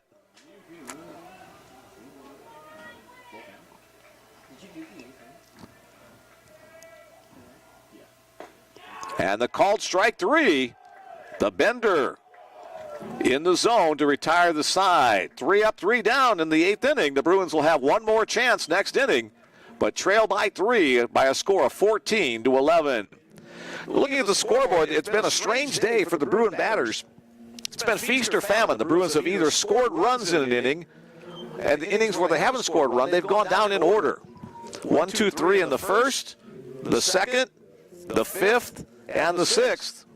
And every other inning, they've scored runs. 2 in the 3rd, 3 in the 4th, and 6 in the 7th. So kind of a strange day at the plate for the Bruin hitters as Teron Williams back to the mound to try to finish this one out on the defensive side for the Bruins and give the offense 3 outs to work with in the bottom of the 9th inning.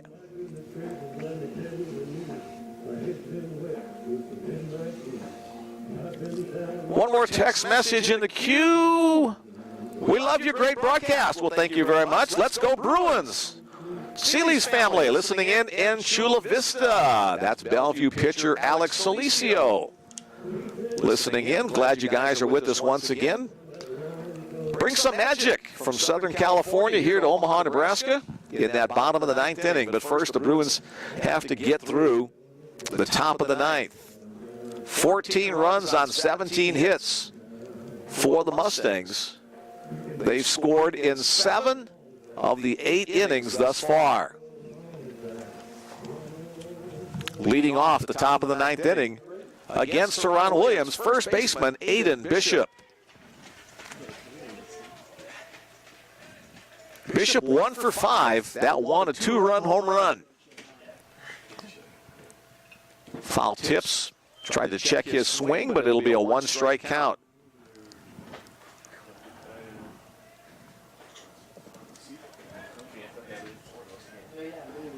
The mound in the sunshine, home plate now in the shade.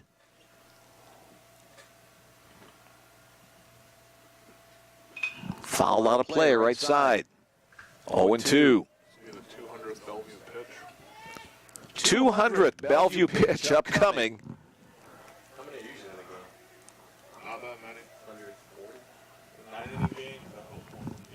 Yeah, use 140, 150 is a pretty good mark, or less. Popped up, right side again, that'll get out of play. Serwa goes over to give it a look.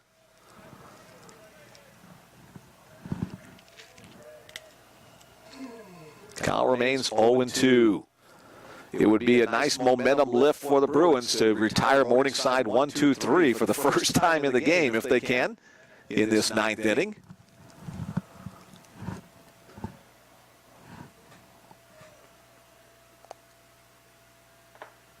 Outside, chase pitch, 1-2.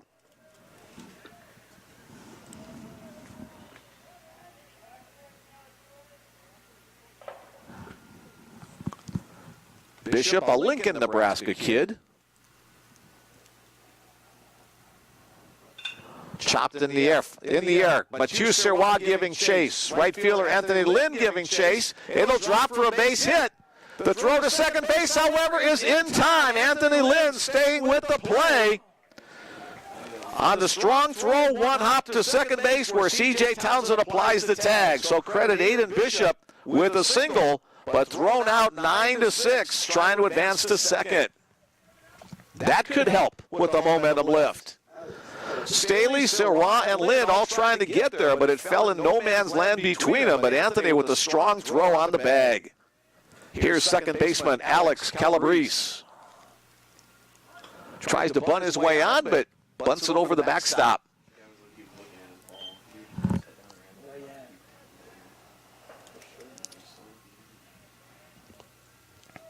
Again, Teron Williams puts his plant foot against the rubber on the third base side.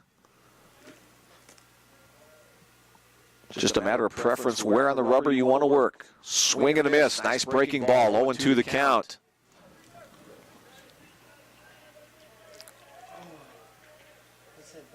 People with a nice breaking ball like Teron's like to work that third base side. They get it, what seems to be even more movement on their pitches there against a right-handed batter. Chopped on the ground to third. Nick Grade stays low, gloves it, throws it. And Mathieu Sirois on the receiving end, 5-3 on the play. Alex Calabrese hustling down the line to make it a close play. But 2 outs in the inning. The next batter, the center fielder, Brian Garcia. Garcia 1 for 5.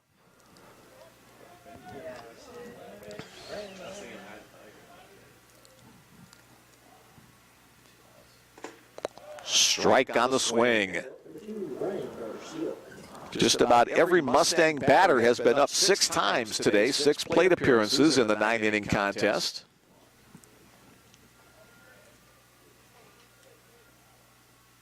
Again, that great break on that curveball. 0-2 the count. Bellevue needs 3 to tie in the bottom half of this inning.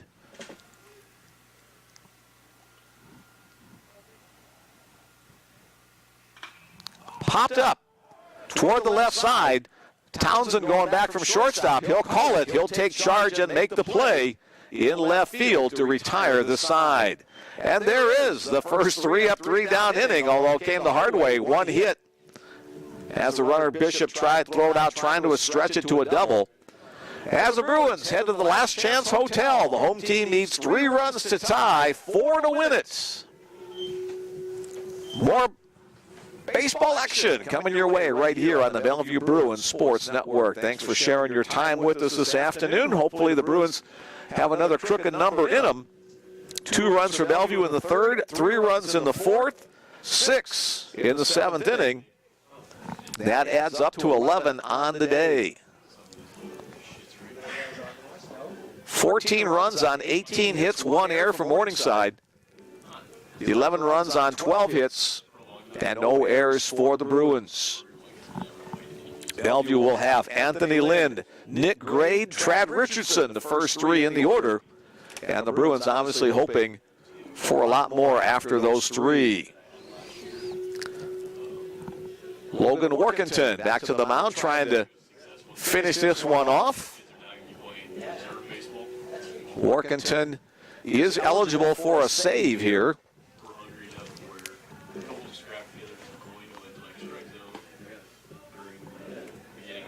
Right now, the starting pitchers are the pitchers of record.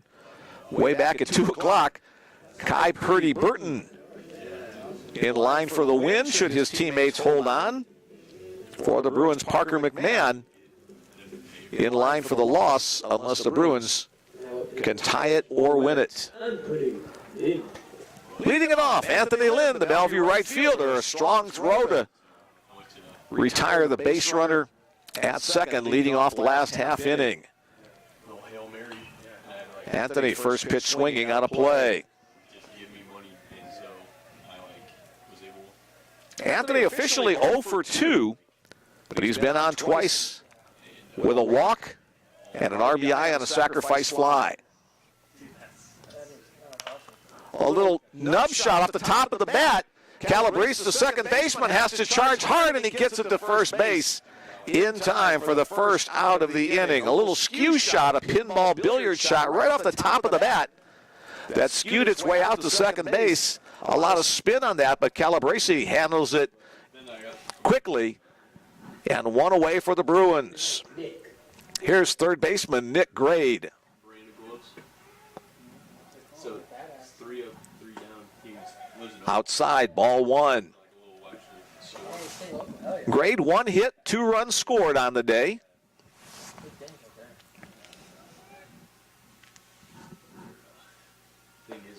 Change up. Swing and a miss. 1-1 to count.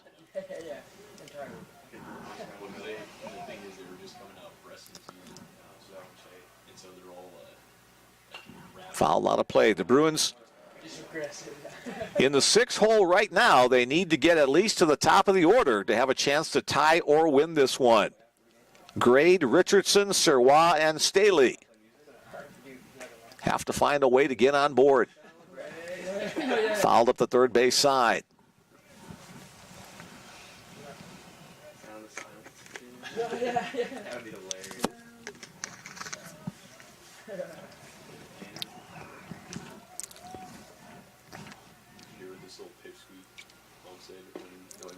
Pitch comes in low. 1-2 the count. Excuse me, 2-2 the count on Nick Grade, the Bruin third baseman. Logan Workington on in relief for Morningside. Another ball up out of the zone. So the count goes full. A pressure pitch, a pressure at bat right here as the Bruins need 3.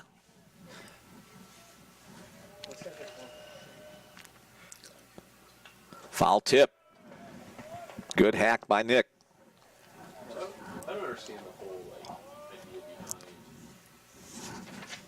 refusing to clean up the rubber. What's the difference? If it's dirt, you get all over it all the time. Payoff pitch once again. Nick hits it in the air to left field. Left fielder going back to the warning track. And he will not get there. A solo home run by Nick Grade. Again, a leaping attempt by an outfielder that comes up just short. Nick Grade with a home run to pull the Bruins to within 2. Nicely done. Left fielder Hunter Hope gave it an effort. For a second, I thought he had caught it, but it just got over the top of the glove for the home run for Nick Grade. Now a team-leading 8 home runs and 28 runs batted in on the season. The batter, the designated hitter, Trad Richardson. Ball 1 on the first offering from Workington. Trad hits it hard, but foul up the left field side. 1-1 the count. Richardson, a couple of hits today, and a run scored, and an RBI back in that 6-run, 7 inning. The slugging coming in was over 850. Breaking ball, drops low. 2-1 the count.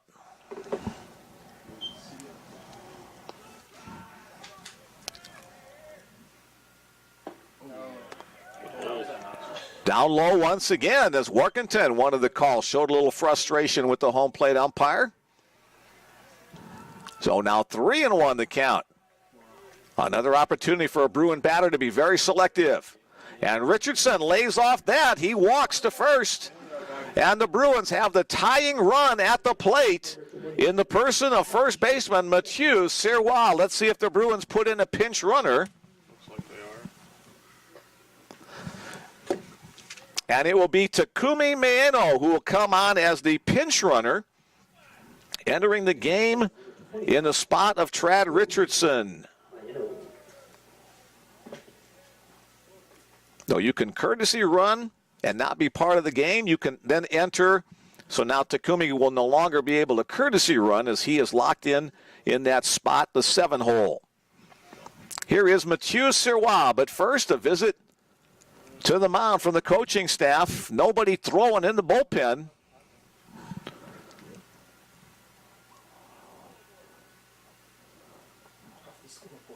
But it looks like we're going to have some double switches on the field. And somebody's going to probably come in from their position to pitch. And that somebody is number 3, second baseman Alex Calabrese will now come on to pitch. And moving to second base will be number 4, who is Gunnar Kale. Kale will come in the pitcher's spot. I got to get an MRI on Friday on my shoulder.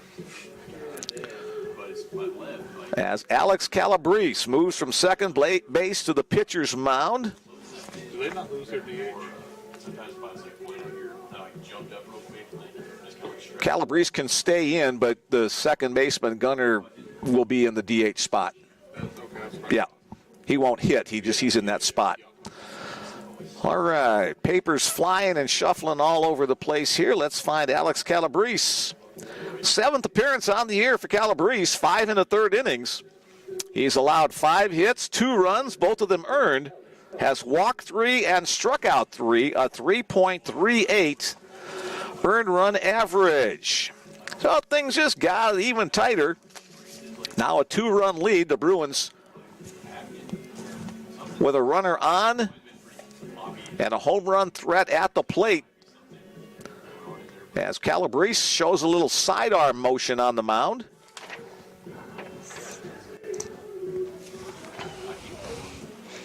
Don't know if he got much of a chance to warm up in the bullpen between innings. He probably didn't get much of a chance because he was the second hitter in the last inning. So I think he was in there the previous. previously, okay. So a little bit different look for the Bellevue batters. Sidearm slinger Alex Calabrese on in the bottom of the 9th. First man he will face, Mathieu Sirois. Sirois with a 3-home run weekend. 0 for 3 today with a walk. The Barnetts in Colorado enjoying the great broadcast. Go Bruins again. Glad you guys are with us. Exciting conclusion here in the bottom of the 9th inning. First pitch, a called strike 1 on the sidearm fastball.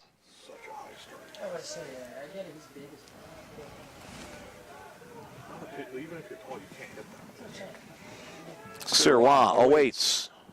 Mayano gets the lead at first. Sweeping breaking ball stays down. 1-1 the count.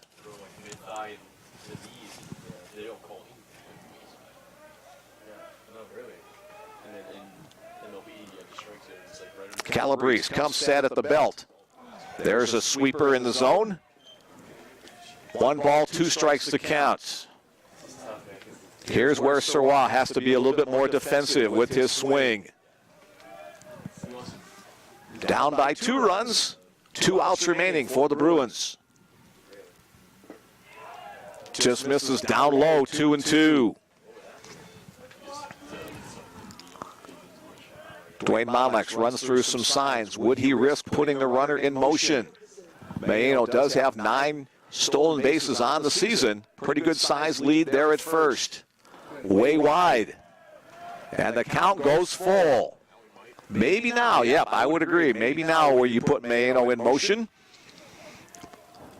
If Sirois puts the ball in play, it's a good move. If he comes up swinging without contact, it might be a strike him out, throw him out. We will never know. That one's hit in the air to shallow right field. Second baseman going back, right fielder coming on, and it'll drop for a base hit between the fielders. Mayano, about 2/3 of the way down the line, gets to second base on the single by Mathieu Sirois. So the Bruins able to keep things going. Now with the pinch hit, number 36, Eric Anderson. Eric Anderson coming on to pinch hit for Drew Staley in the 9-hole. Tying run. Sirois stays in at first base. Takumi Mayano at second base as Eric Anderson steps in for the Bruin. Anderson hitting .265 on the season. 2 home runs under his belt, however. First pitch fastball upstairs. Again, the little different pitching motion, the sidearm. Bruin batters taking a look for the first pitch or two against Calabrese.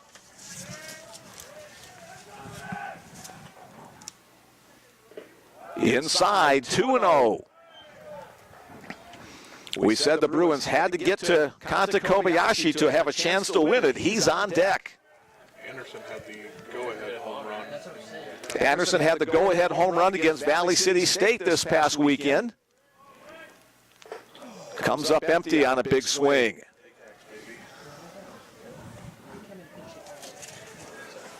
Eric retightens his batting glove, then steps back in. Eric out of Bellevue, Nebraska, Bellevue West High School graduate.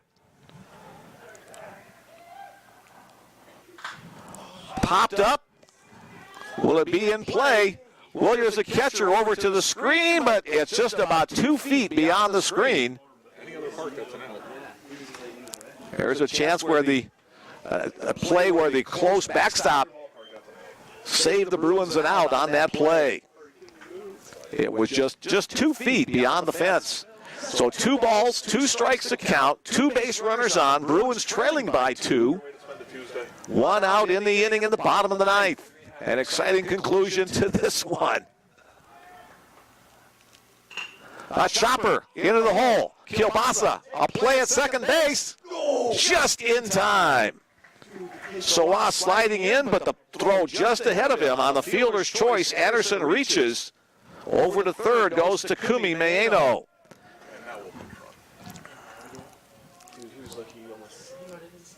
And the Bruins look like they're going to go to a pinch runner for Anderson. Aaron Gardner comes into the game. Aaron Gardner. Now to the plate, number 15. Kanta Kobayashi. Oh, Garner represents the tying run. Kanta Kobayashi represents the winning run for the Bruins. Maeno at third. Garner at first. First pitch, ball 1.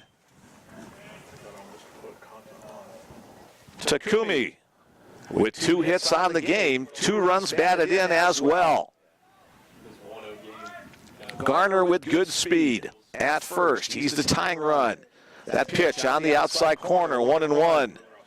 Maeno with good speed at third. Kobayashi with good speed at the plate. So here's where the Bruins want to be in terms of guys on the bags and at the plate. Outside, pops out the catcher's glove. A good read by Garner. He's now in scoring position. So a base hit could tie it off that wild pitch. And just in case you were wondering, Kanta does have a home run this year. He had a handful last year as well, too. So if he gets an inside pitch he can turn on, it could be a walk-off. Calabrese comes set. Kanta, a little flare in left field. That's going to score 1. Here comes Garner. Going to be a play at the plate. Run, Aaron, run. The throw, however, is in time. And on the relay throw from third baseman Eddie Brancato, off the throw from left field, the tying run is cut down at home plate. Dwayne Monlux took a chance to get the tie. But Garner comes up a little bit short off the perfectly executed relay from left to third to catcher. So credit Kobayashi with a single and an RBI. But the Bruins are going to come up 1 run short as the Morningside Mustangs win it by a final score of 14-13. 14 runs on 18 hits, 1 error for Morningside. 13 runs on 13 hits and no errors for the Bruins. With the loss, the Bruins' 14-game winning streak comes to an end. The Bruins now 21-5 overall this non-conference game against the Morningside Mustangs. With the win, the Mustangs are now 18-7 overall. An exciting contest. It looked like it could have been a blowout early, but it comes down to the final out at home plate in the bottom of the 9th inning. Congratulations to both squads for a well-played game on offense and defense. Our next broadcasts on the Bellevue Bruin Baseball Network will be on Saturday and Sunday. Again, be sure to follow at the BUBruins.com website. We're not 100% sure what time or what location we're going to be coming to you on Saturday. And there is a chance that we may not be able to web stream on Saturday, but we will for sure be back on Sunday afternoon at 12 noon. So here's hoping for a webcast on Saturday and Sunday, but Sunday for sure. Thanks once again to Bill Mullins for all of his work behind the scenes, helping with the broadcast. All the guys up here in the press box for their work as well, for head coach Dwayne Monlux and his staff at Bellevue Baseball, athletic director Ed Lahotek. Signing off for the rest of the day. Thanks for lending me your eyes and ears for the last couple of hours. Mick Krupski saying enjoy the rest of your Tuesday evening and come on back for more baseball all season long on the Bellevue Bruins Sports Network.